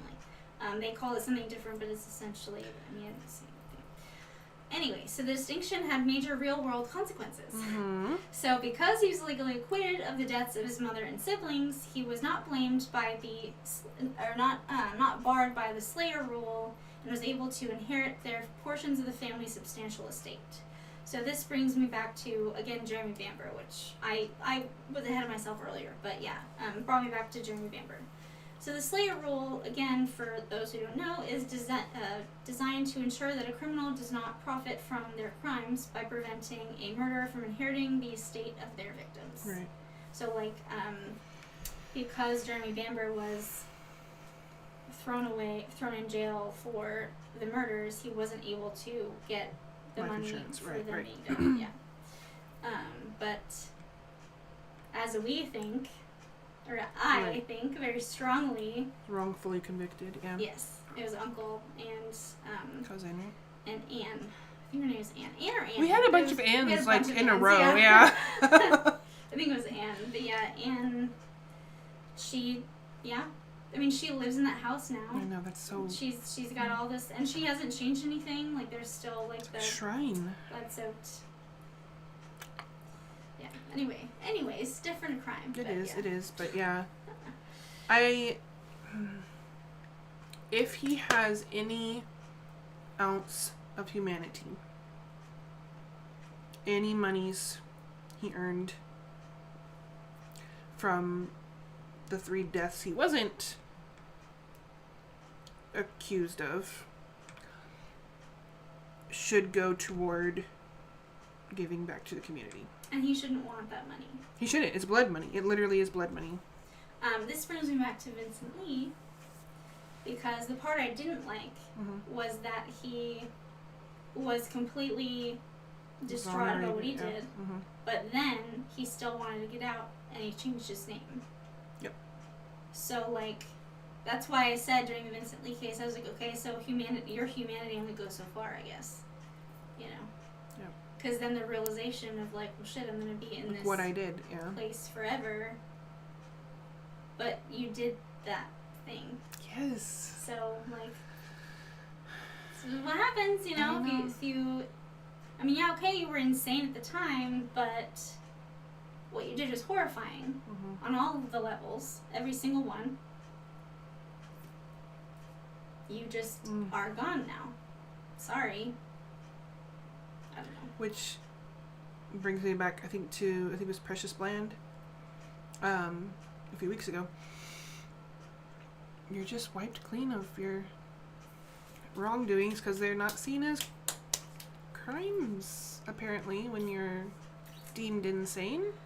So nobody pays for the deaths of these 3 individuals. So where's their justice?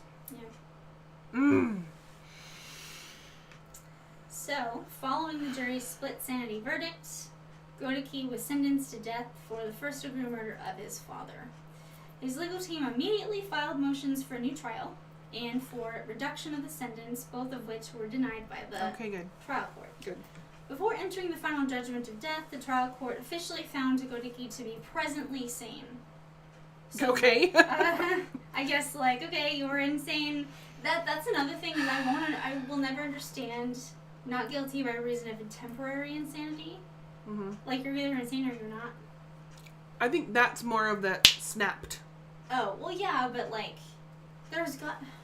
it's like, what was the reason that you snapped? Because, like, normal people don't just... Well, okay, think back to last week's with Lorena Bobbitt. In that moment, it was kind of like a boiling point, right? No, I know, but, like, she snapped, but she wasn't... I wouldn't consider that temporary insanity. I would just they consider did. That's what that's called. Yeah. But, like, that doesn't... I mean, or, like, when you walk in on your husband having sex with another woman and you kill them both. Passion. Right. That's a... I get it, but, like... temporary insanity. Do all people that commit crimes of passion get given the sentence of not guilty by reason of temporary insanity? If that's what we're going off of, then I think they should. Yeah. Or not. I mean... Yeah, it should be all or nothing. Right. Yeah, all or nothing, yeah. You should not be piecemealing this, you know. Agreed. That's what we do, and I don't like it. Me either. I don't like it. Because he had been legally acquitted of the murders of his mother and siblings due to insanity, Goedecke began the process of inheriting their portions of the family's substantial estate. This fortune remained intact while he was in custody. So because Goedecke had been sentenced to death, an appeal was automatic under subdivision B of section 1239 of the California Penal Code. So this means, so when a judgment of death is rendered, an appeal is automatically taken by the defendant without any action by the defendant on their attorney. The trial attorney must also continue representing the defendant through certain post-trial duties.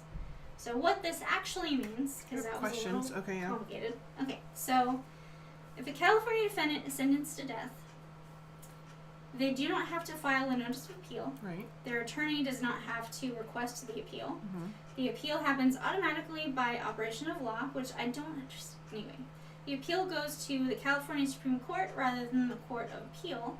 California's court rules specifically state that when a judgment imposes death, the defendant's appeal is automatically taken to the Supreme Court. The defendant cannot simply waive the automatic appeal. The California Supreme Court has specifically held that Section 1239B does not give a condemned defendant the option to abandon the appeal. So that's weird. I have thoughts. So California. I wonder if there are other, and I know that was in the 60s, so maybe it's changed, but my first thought as you were reading is, okay, so the second someone in a criminal court, right, judged by your panel of your peers and all that stuff, your jury, finds you guilty and you're sentenced to death, right? You're on death row, boom. Then it's immediately Appeal. second guessed, right? Appealed.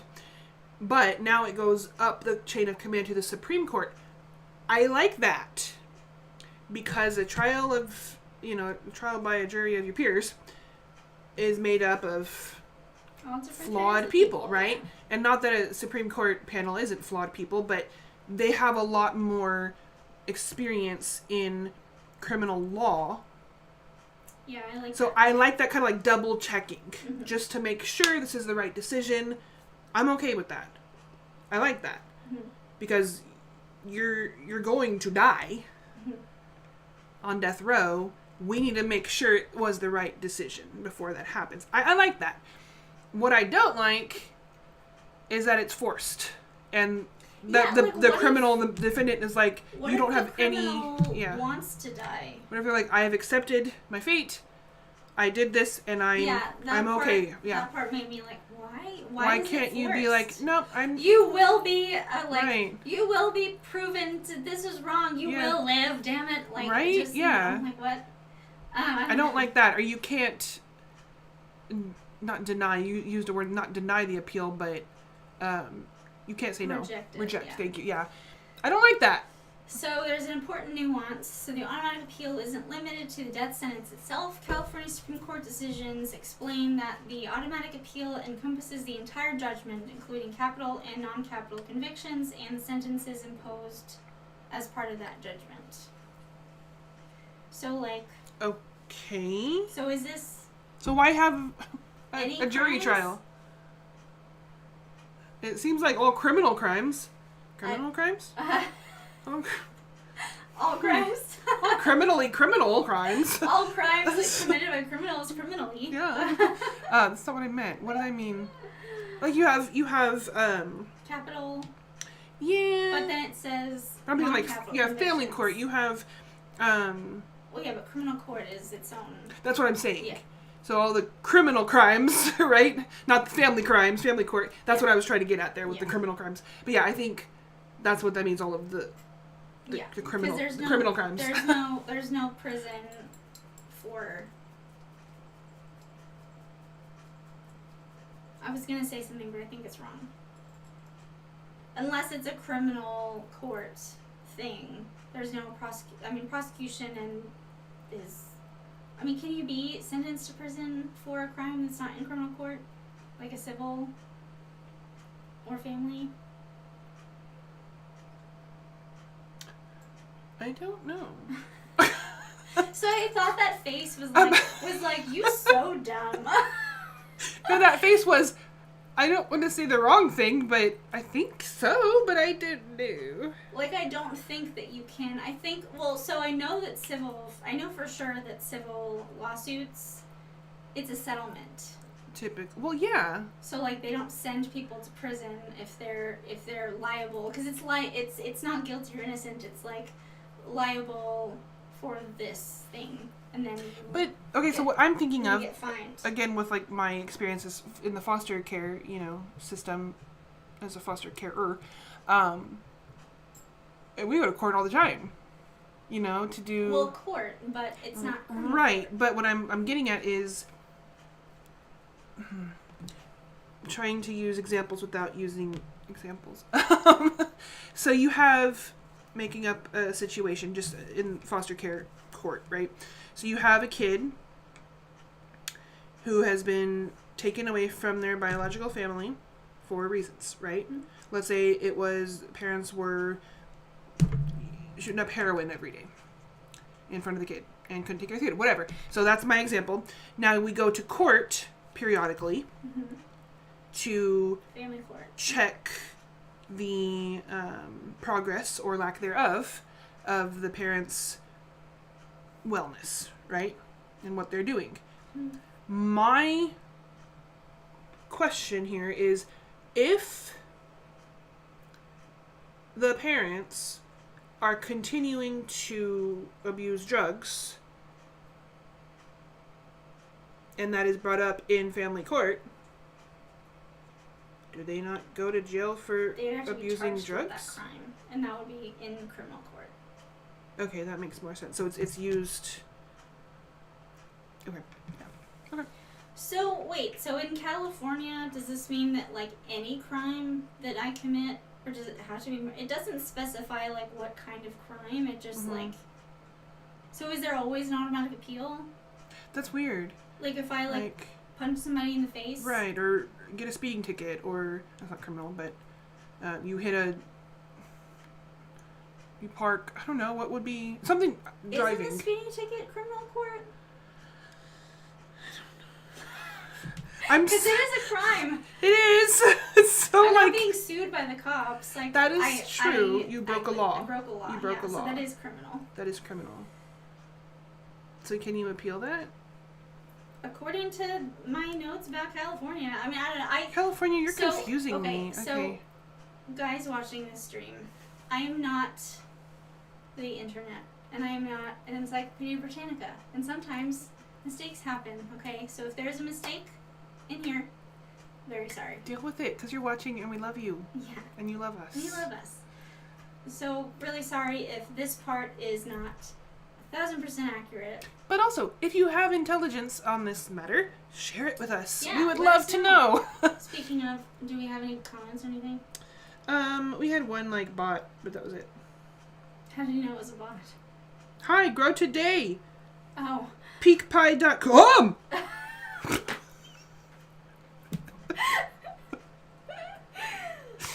It's lowercase c, uppercase O, lowercase m.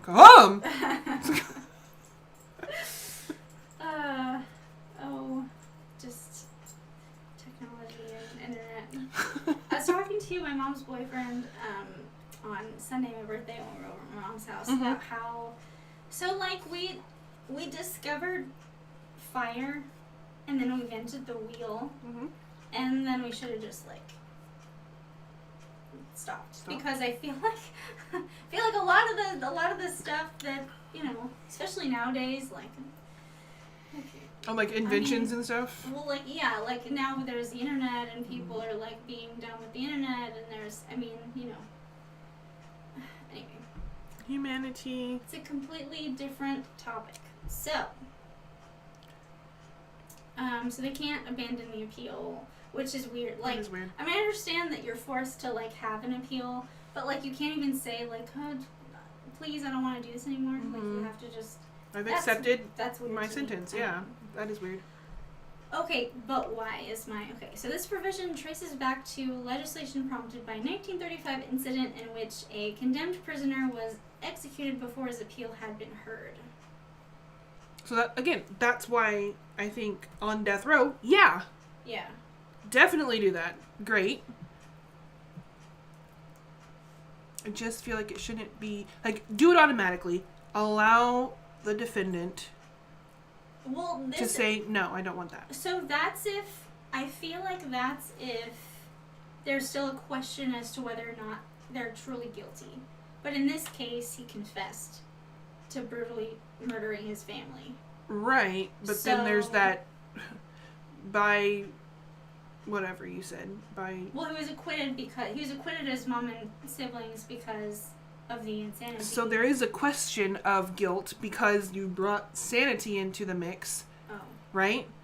So Well, yeah, but he was sane during his dad's murder. Says who? Says the jury.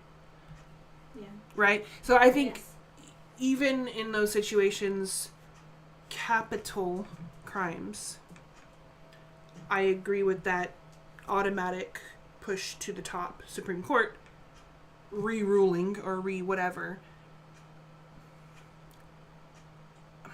I don't think... It might even be better to have like a bench trial kind of situation where you don't even have to show up. We're just going to review all this stuff, yay or nay. Yeah. That might even be more efficient, right? I don't know. That's my thought. Okay, so back to Raymond. Raymond! So the primary focus leading up to the appeal was applying the standard set in the recent landmark case People versus Wolf. So this was from 1964 also. Okay. So this standard required the state to prove that a defendant possessed the cognitive capability to maturely and meaningfully reflect upon the gravity of his contemplated act. Man, I bet they make six figures. But how did he think about it? But what were the thoughts going through his mind when he, like, you know... Was he consciously planning? Did he for real, no cap, understand? Skibbity.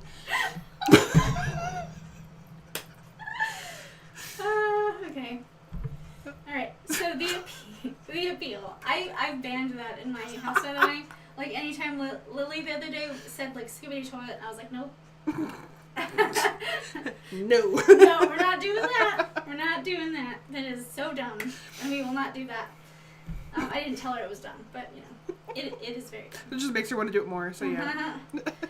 So the appeal. So in California, like I said, every death sentence automatically appealed directly to the Supreme Court. Right. Goedecke was represented for his appeal by court-appointed defense counsel E. Stanley Conant, the same person, because it's supposed to be the same defense attorney. Mm-hmm. The state's case was led by Attorney General Thomas C. Lynch, Assistant Attorney General William E. James, and Deputy Attorney General S. Clark Moore. So I feel like this is like a 3-on-1 situation. Mm-hmm. Anyway, the defense's strategy focused on challenging the sufficiency of the evidence required for a first-degree murder conviction. Was there really not enough evidence? You confessed. There's a bloody scene. Confession. Bloody towel. Fingerprints. Cover up. Confession. Yeah. Cover up. Like, what more evidence is there? Bodies. I mean, you have everything. A plus B equals C. Come on. Okay. They argued that the prosecution had failed to establish the necessary quantum of reflection, comprehension, and turpitude required for such conviction. So quantum... It might be 7 figures. Quantum is the degree, amount, or extent of something. Reflection is the person's ability to deliberate, think about, or consider what they were doing rather than acting purely impulsively. Comprehension is the person's ability to understand the nature or consequences of their conduct, and turpitude, which I like that word. Great word. Turpitude is moral blameworthiness, conduct considered inherently wrongful or seriously immoral. So basically, how much was Raymond able to think about what he was doing, understand what he was doing, and its consequences, and appreciate the moral wrongfulness of what he was doing. Why can't you just say that, people? So, like, you know. Carry my dictionary everywhere Did I he go. think about it? Did he think about it before? Yes. Yes. He did. Did he understand what he was doing and its consequences? I think so. He planned it. At least his dad. And did he appreciate the moral wrongfulness of what he's doing? I mean, he's a church-going kid. There's no way he can't. There's no way he doesn't know the difference.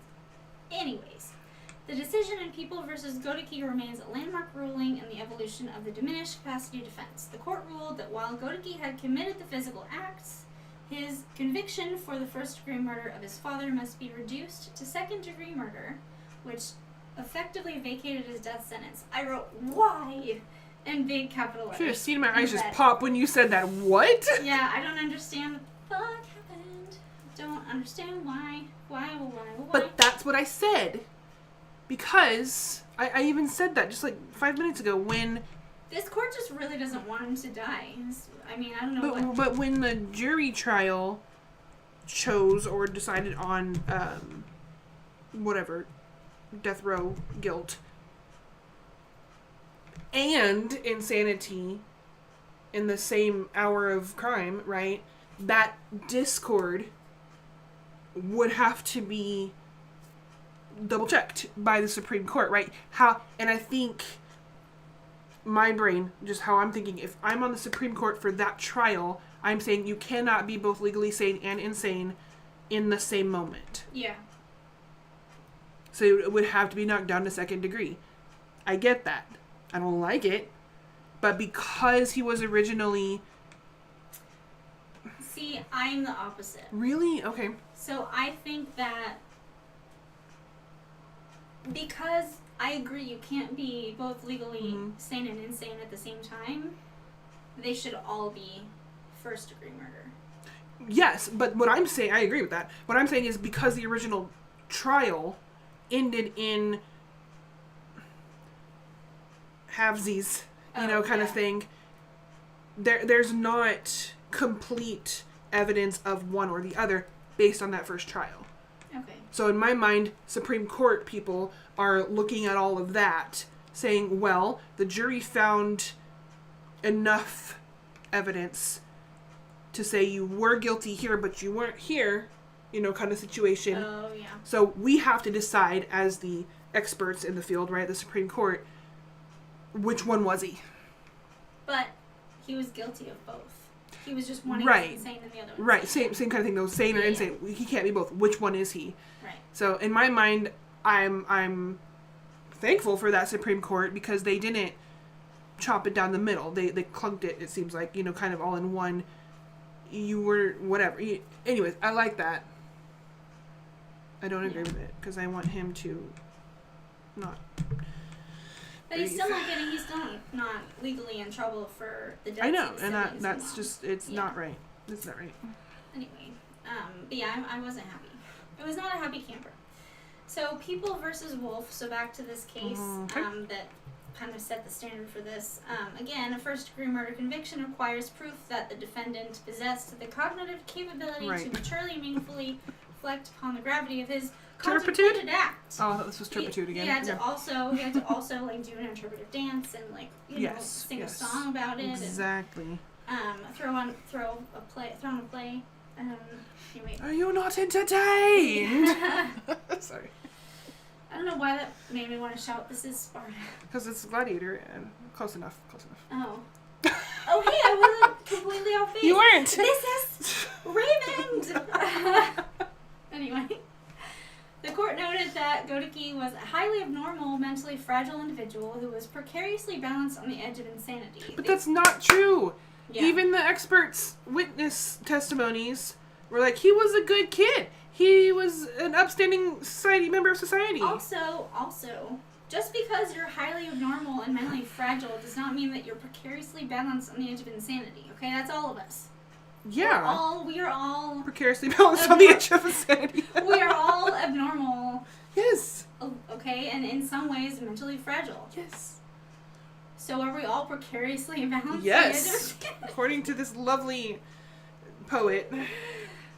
They pointed to the bizarre nature of the crime and his complete lack of emotion during interviews as evidence that his comprehension was vague and detached. So I wrote and read, is that not all calculated killers? Like, I feel like you have to be at somewhat detached, I feel like, and cold to be a calculated, I could see that, or there's a curiosity about being a murderer or killing. I'm just thinking of like a Dexter kind of situation, where I just want to know what color the liver is, or something really weird and dark for us. I'm like, Mark Twitchell said exactly, that he likes seeing how the internal organs just slowly stop. And there's a curiosity there, and that's that in itself isn't wrong. I mean, Dahmer growing up too was Mm-hmm. interested in taxidermy. Go to school and become a mortician. Yeah. And you can do that legally. Yeah, and you can learn all about dead bodies. Yes.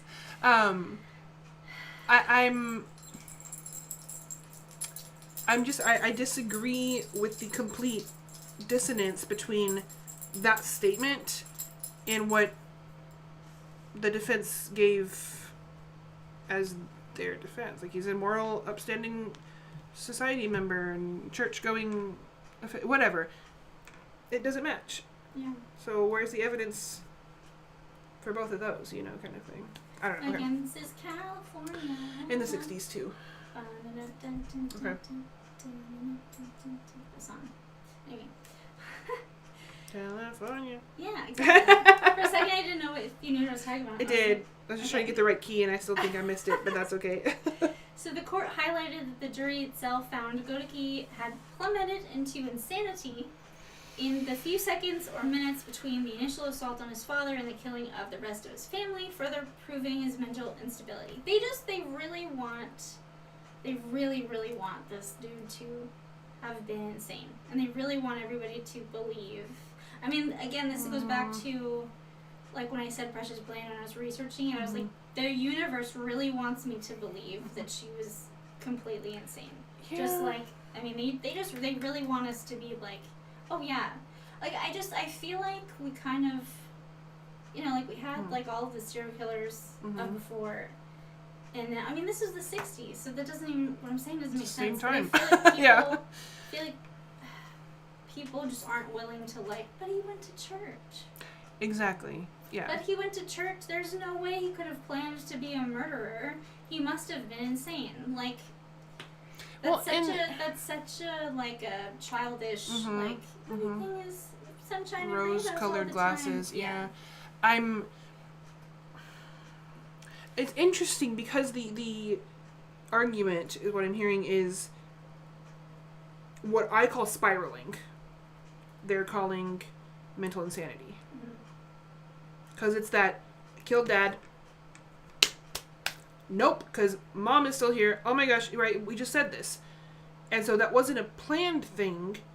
It was a... But just because it wasn't planned. Oh no. Yeah. Moment of... What am I going to do? Right.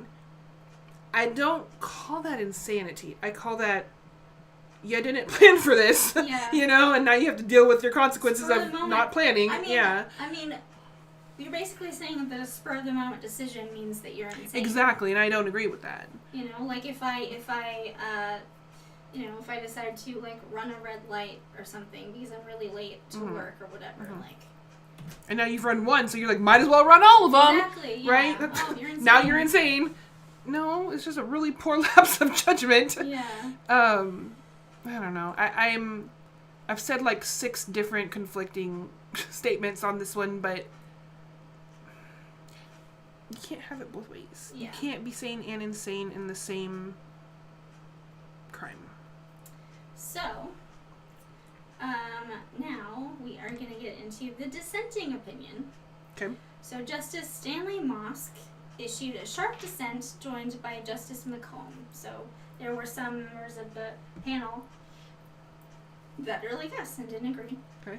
So Mosk argued that Goedecke's methodical actions, establishing an alibi at camp, manually rolling his car down a hill to start it silently, removing his shoes to enter the house, and staging a fake burglary, demonstrated an acute awareness of the illegality of his actions. Agreed.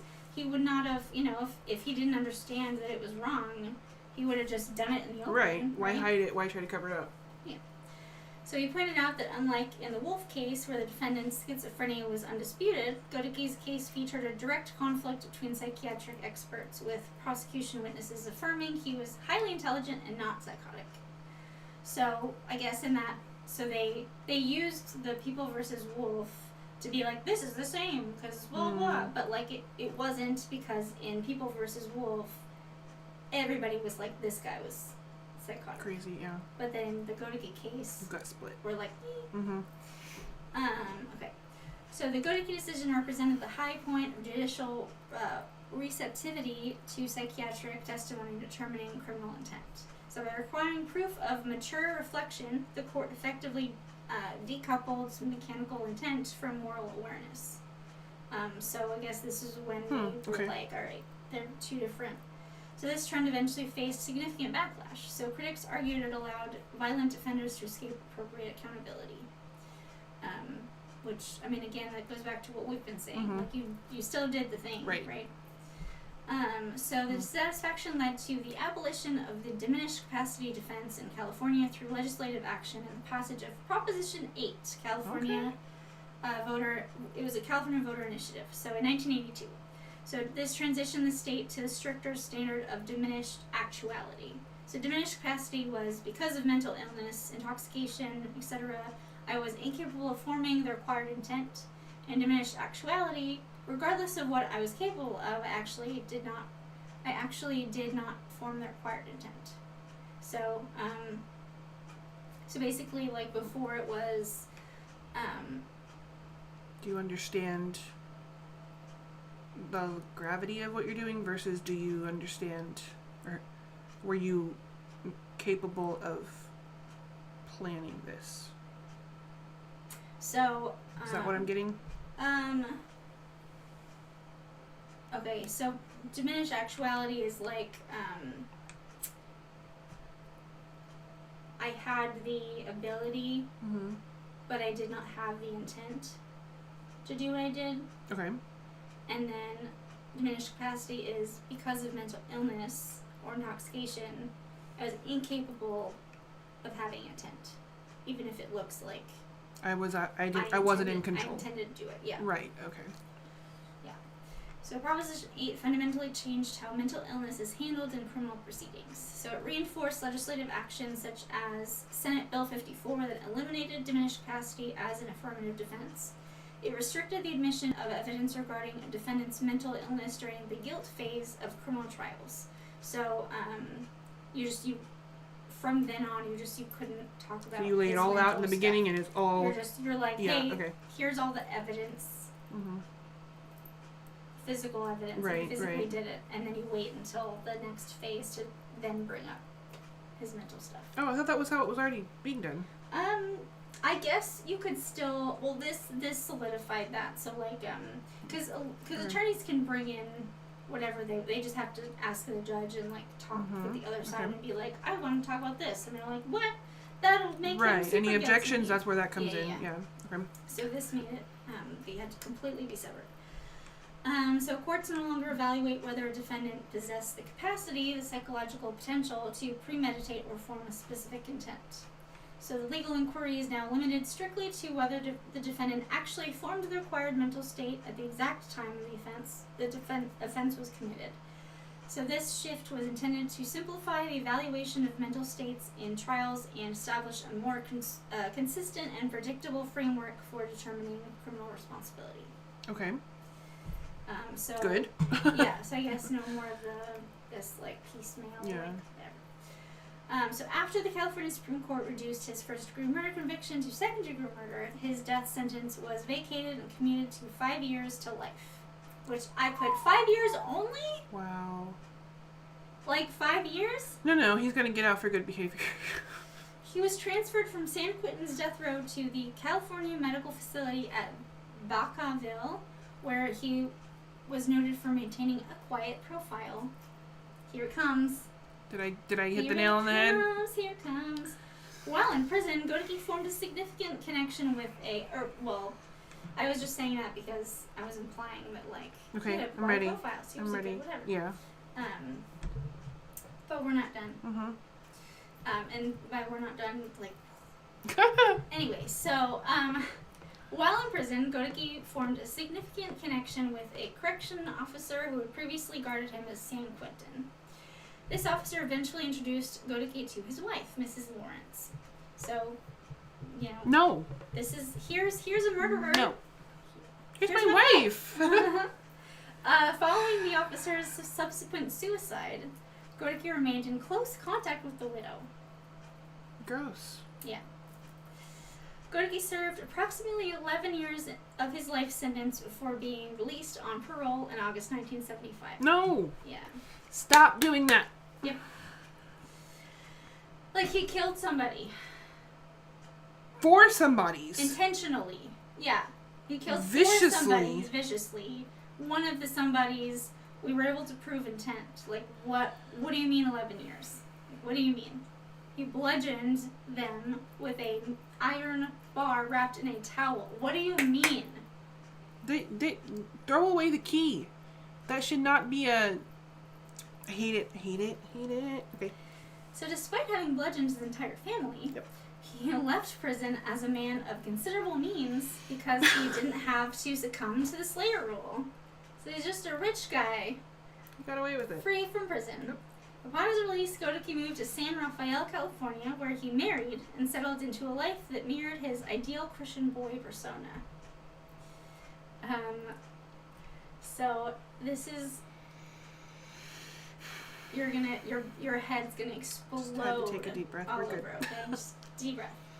He integrated himself into a new community, assuming the role of a church choir director No. and projecting an image of devout religiosity. Okay. So they gave him a job as a choir director. With children and... A murderer! California. Okay, so remember Mrs. Lawrence, the widow of that corrections officer? Sure do. Turns out she moved to San Rafael too and moved into the same apartment complex as the Goedeckes. So they were friends. Bull. They were friends. Don't buy it. And then, wouldn't you know it, when Raymond's marriage began to fail, he and Madeline Lawrence agreed to share an apartment. It's not very Christian of him. Yeah. The cohabitation was described as strictly platonic No, don't. I and don't a way believe to that. reduce living expenses. Don't believe that. And we're still not done. Summer of 1978.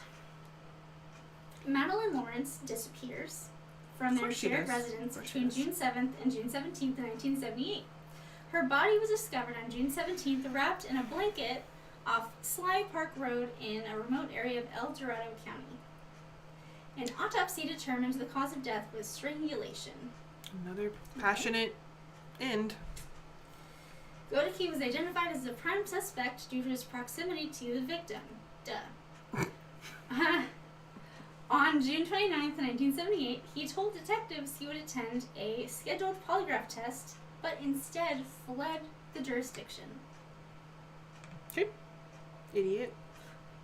This triggered a 5-month multi-jurisdictional search that ended in late November 1978, when federal authorities located and arrested him in Portland, Oregon. Again, like, you just shouldn't have let him out. Yeah, and this woman would still be alive. He was subsequently held for extradition back to California. This process was overseen by El Dorado County Sheriff Dick Pasileo. Despite the heavy suspicion and his flight from justice, the sources indicate that Goedecke was never convicted for the murder of Madeline Lawrence. Okay. At this time, it's also mentioned that his internal control mechanisms failed, and his relationship with religious structures degraded into destructive impulses. So he started, like, at this time, they started to kind of unravel, and then you have this murder, and they just, I looked everywhere. There is no, I mean, basically they were like, yeah, prime suspect, and they just decided that he didn't do it. I don't know. It's still unsolved. Oh, wonderful. To this day. Yeah. Wonderful. Yep. So around the same time of Madison Lauren's murder, there is a suspicious fire at Raymond's church, where he works as a choir director. Is it arson too? Law enforcement never secured an arrest or formal charge for the arson. This failure is attributed to the technological limitations of fire investigations in the late 70s. They relied heavily on basic physical observations and lacked modern forensic tools like high sensitivity mass spectrometry. How about just talking to the guy? Yeah. Or looking at all of the people that had access to the building, check their records out. Or seeing that he was unraveling and he worked at that church. And he has a criminal background. He's a murderer. Criminological analysis suggests that arson may not have been a crime of displacement when Goedecke sought to incinerate a physical symbol of his own moral failure and the rigid institution that demanded a purity he could not sustain. So you just... It's like a 5-figure salvage. Yeah. They're trying. Yeah, this one's not as good as the Turpitude. California. I feel like the rest of the show, I'm just gonna keep saying that. Yeah. And I'll just sing that the next verse. So despite all of that, Raymond Goedecke is not held responsible for the arson or the murder. So based on what I read, the investigation into Madeline Lawrence's murder way overshadowed the one for the arson. But then I wrote, but that one wasn't solved either. Was it still unsolved though? So how small is that shadow? Well, we can't figure out who did the arson because there's this murder. But that's too hard. So they're both just whatever. Yeah, I mean, whatever. Oh my gosh. Goedecke was officially discharged from parole on July 23rd, 1984. Why? Because he did nothing. And no one's talking. We just won't talk about it. We're just not going to talk about it. Just you. Hey, you look. Go. To be honest, you and I have spoken about this push it under the rug mentality. Yes. And that's about the age that decade, from that decade on, I don't know, maybe 20 or 30 years. That's the age you're just like, it's uncomfortable, let's not talk about it. Yeah. We keep that to ourselves. Yeah, you're scary. I just, we're these police officers from Canada. Descendants of Bumbling Ron. We're not qualified to get the bad guy. We didn't get training. That was so dumb. Okay. Yeah. So this charge occurred despite the earlier warnings of the district attorney who had labeled Goedecke a menace to the community who should never have been considered for parole in the first place. They just didn't listen to him. Someone has a brain. He was the guy that was, during the appeal, he was trying to, he was probably the one that was like, guys, it's not comfy in people's feels. So they're like, that's... He murdered 5 people. Yeah. 5, because of Madeline, yeah. Yep. And set fire to a church. But it doesn't feel good to talk about. How's the weather? It's so uncomfortable. But I like your shoes. So, following his discharge, he lived as a free man for another decade, primarily in Northern California. Good, he's far from us. Raymond Henry Goedecke died in 1994. Or 1994, Was it painful? I don't know. I thought you were going to tell me he died peacefully in his sleep. He just died. I mean, probably, knowing some cases and whatever. So. Okay. So, final questions. So, I mean, I feel like I can already answer these. Do you believe Raymond was actually legally insane? No. Was it clean of evidence enough to convince you he knew exactly what he was doing? I don't know if that's what made me think he knew what he was doing, but that was part of it. Yeah. Does a possible financial motive matter? Yeah. Yeah. Can someone plan a crime and still be legally insane? We already talked about that. Can someone become legally insane in the middle of a crime? See, that's where it's... The whole terminology legally insane... In my mind goes to insane people. It's a different description, I guess, than legally insane. So, under that understanding or perspective, I think it is possible for that temporary insanity kind of thing. Like, can you become insane during the process of a crime? Okay, but... Sorry, I'm just counter. No, yeah. Adrenaline is a thing. Yes. So when you are bludgeoning someone to death, your adrenaline's pumping, right? So if you see someone else or you think about someone else, it's pumping, you're not really thinking. Right, you're right. like, nah. And then you like get the taste of blood or whatever, and then, you know. But is that insanity, or is that just adrenaline pumping? Like maybe some endorphins are going, you know, because you're so happy that you're finally getting rid of your dad. The most scared you've ever been in your life. Yeah. Yeah. In my unprofessional opinion, yes, I don't think that's the same thing. I don't. Yeah, I don't think it's the same thing either. But your question was, can you become insane during a crime? I think you can. And again, my opinion, there's no proof here, but that, though. How can you prove that? You can't. I mean, yeah, so it shouldn't even be a thing. If right. You can't prove, like, what is the legal system even fucking for if we cannot prove, like, we have to be able to prove the things that we say in court beyond a reasonable doubt. Exactly. Like we can't just be like, oh, I mean, why would he kill his mom? He loved his mom. It's not him. He would never do that. He must be insane. Right. Like no. Like in a courtroom, it should be just facts. That and accountability. No, I mean, yeah. Yeah. You've been taken to court to be held accountable for your actions. Like if you want to talk about your feelings, go to the mental institution. Right. The court of law is for the truth. It's for facts. It's for evidence. It's for like hard concrete. And we have to know what we're doing. Going back to Bland, we also, when it comes time to sentence, we have to know what we're doing there. If you put yourself in that role, in that position, you need to be an expert in it. You just do. Yeah. I think, I don't know, I'm trying to imagine a criminal that we've talked about or that we know of, that this may have happened in that situation. Like, they go to commit the crime, and during the crime, you have an episode, right? Not adrenaline high, not, oh crap, I messed up, I gotta fix whatever my issues were, and kill everybody else too. You have a moment of true snapped, out-of-body dissociation kind of situation.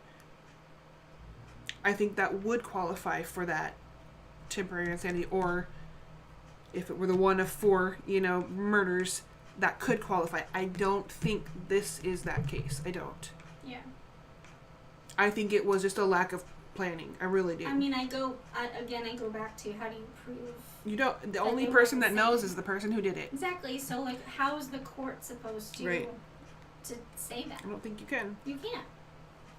Because you're going based solely off of, in this case, the sole survivor's telling of events. Yeah. And he could 100% be lying. Or he could be 100% telling the truth. We don't know that. Only he does. I mean, so, to bring this back to the Vincent Lee case, like, you can pull up transcripts of examinations of him where he's saying, God told me to do this, God, whatever. Right. You can point to that as evidence of his mental whatever. And over years of deterioration for him. Yeah. There's so you documented, have documented stuff to show in court. But in this case, there's nothing. Right. You just have, like, what you feel, which should not enter into... Agreed. It's not subjective. It's objective. It should be, yeah. Yeah. And, like, this was in the 60s. Like, this wasn't even, 60s and 70s. Like, we're not even talking about today. Right. Like, today, this would not surprise me at all. Because, California. Tiki. But so, like, this case made me really mad, and I thought it would make you really mad too, which is why it does. Thank you so much. I appreciate that. I like when we have these, like, passionate conversations and we're able to, like, hash everything out and, like, look at stuff. I like that. It took me a long time to find this case. I was like, no, that case isn't good enough, and, like, looking at other stuff. That's a good one, I liked this one for the end because there was both not guilty by reason of insanity, but also he was guilty and sane, and I was like, what? I disagree with that decision. I really do. Yeah. I think he should have just been guilty of all the murders and then been put to death. Because now, poor Madeline Lawrence is dead now. And the person who probably did it went to his grave with that knowledge. For, what, 5 minutes, and then, like... That's really sad. Yeah. And also, please, if you're a prison guard or official, don't socialize with the inmates. Don't introduce murderers to your family. What are you doing? I mean, it's one thing to be... They're professional manipulators. It's one thing to be, like, you know, FBI, like John Douglas, and kind of, like, pal around with the murderer to kind of get in his head. In the jail cell. Yeah. But not, like... Not in my living room. John Douglas wouldn't have, like, brought his wife and been like, oh, you're such a cool guy. This is my wife. We live here. Here's our address. This is what she likes to... Here's the gate key. Yeah. Here's her schedule. I won't be home during, you know, unless you're planning to have your wife. I thought when you introduced that whole relationship thing, I was like, they were going to have a threesome or something. I was like, okay, well... Nope. I also thought it was kind of weird that the parole officer committed suicide. Because, like, there wasn't anything else. I mean, I don't think I looked into it, really, because I was more interested in, like, the wife and what happened after. But now I'm kind of curious about, like... Again, we can speculate all day, but I imagine that's a really hard job. Yeah. It weighs a lot on you. And maybe his marriage wasn't doing well. Maybe not. But... And the fact that she just, like, shacked up with Goedecke afterward, like, why? I feel like, I don't know, women in that era and prior just were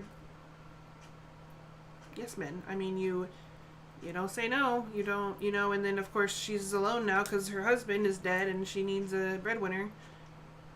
And she knows this guy that my husband trusted enough to introduce to me. I don't know. This is all just speculation, but... Yeah. And I'm going off the notion that she's a doormat, you know, like most women were. And sometimes still are. And I'm a recovering doormat myself. You just say yes and go with everything, go along with everything, because you don't ruffle the feathers and you don't rock the boat. But who knows? Maybe she was a lot more confident and just she was like, I like this guy and he's hot and I want to be with him. I don't know. So you don't believe it is platonic? No, I do not. 100% do not. Okay. 2 more questions, but I know the answers already. Do you think the jury's split verdict makes sense? No. And would you return the same verdict? No. Yeah. Nope. But that also is with 2026 eyes. Yeah. Not 1964 or 5 whatever eyes. I don't know.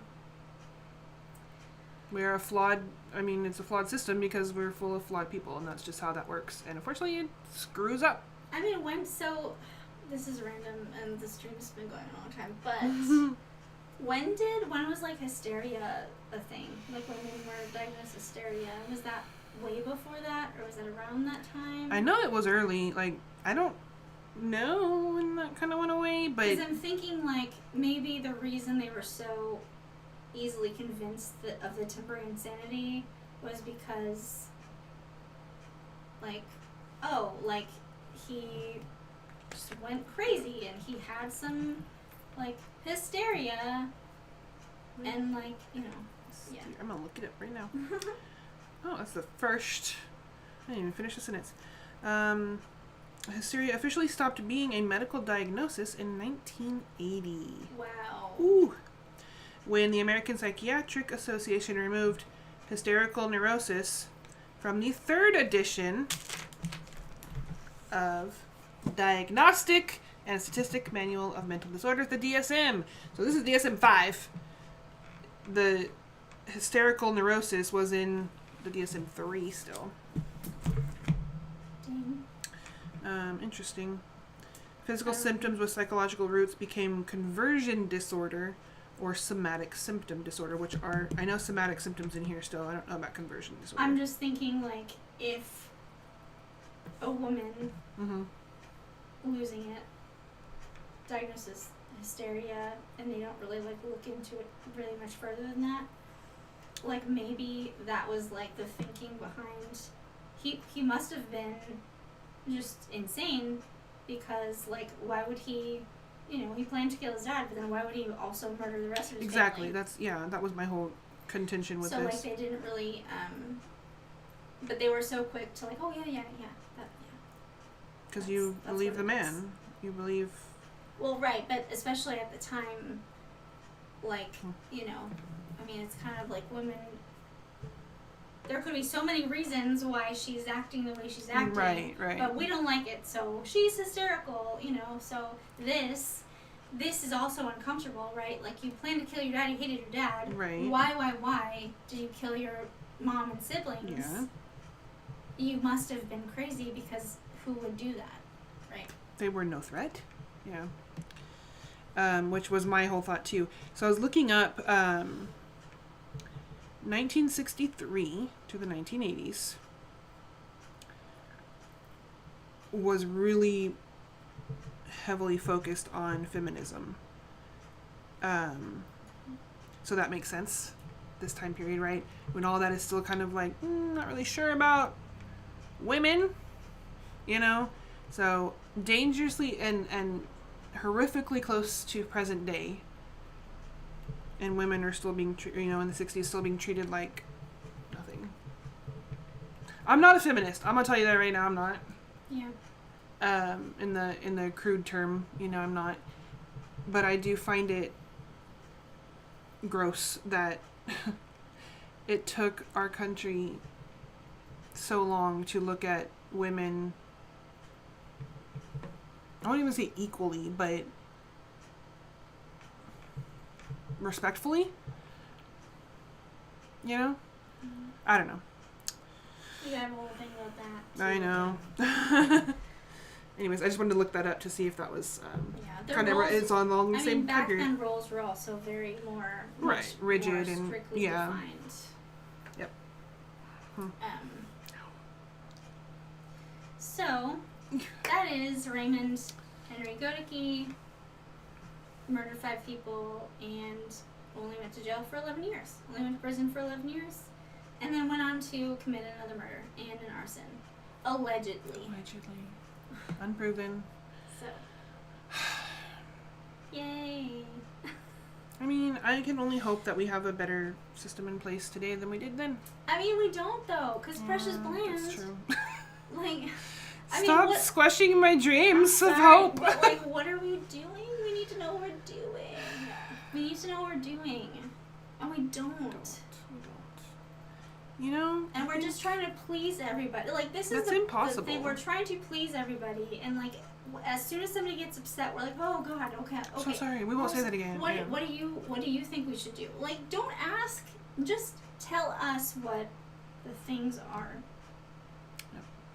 You're in a... Or we will lose respect for these institutions. That's what I'm saying. The positions, You're in charge. We can basically... Be in charge. We can basically tell the court what to do with us now. Anyway. Ow. Okay. Yeah. Well, I hope you guys enjoyed. And we won't be back. We're going to take... Right. Yeah. We're going to do that? We decided? Well, you told me, and then I didn't really question it. This is how our relationship works. We just go with whatever the other tells us to do. I assumed she needed a break, so I told you I'm a recovering doormat, so, we just do what we're told, and we like that sometimes. Tell me what to do. But you're okay with that? Yes. Okay. So you won't see us for a couple weeks, but then we'll be back. So, thank you for joining us, and share, follow, subscribe, share the episode, leave us a review on Apple Podcasts if that's where you listen, and we love you. And we'll be back. When we come back, it'll be kind of mid-September, but in the meantime, we're still going to be putting out videos, or audio. I don't think, we still have that one video from the Twitchell case. So there will be content. Yeah, you just won't be live. Yeah. Mm-hmm. For a couple of weeks. And then we'll be back live kind of mid-September. And it'll be Hillary's turn. It will. All right. Love you guys. Love you. Bye-bye.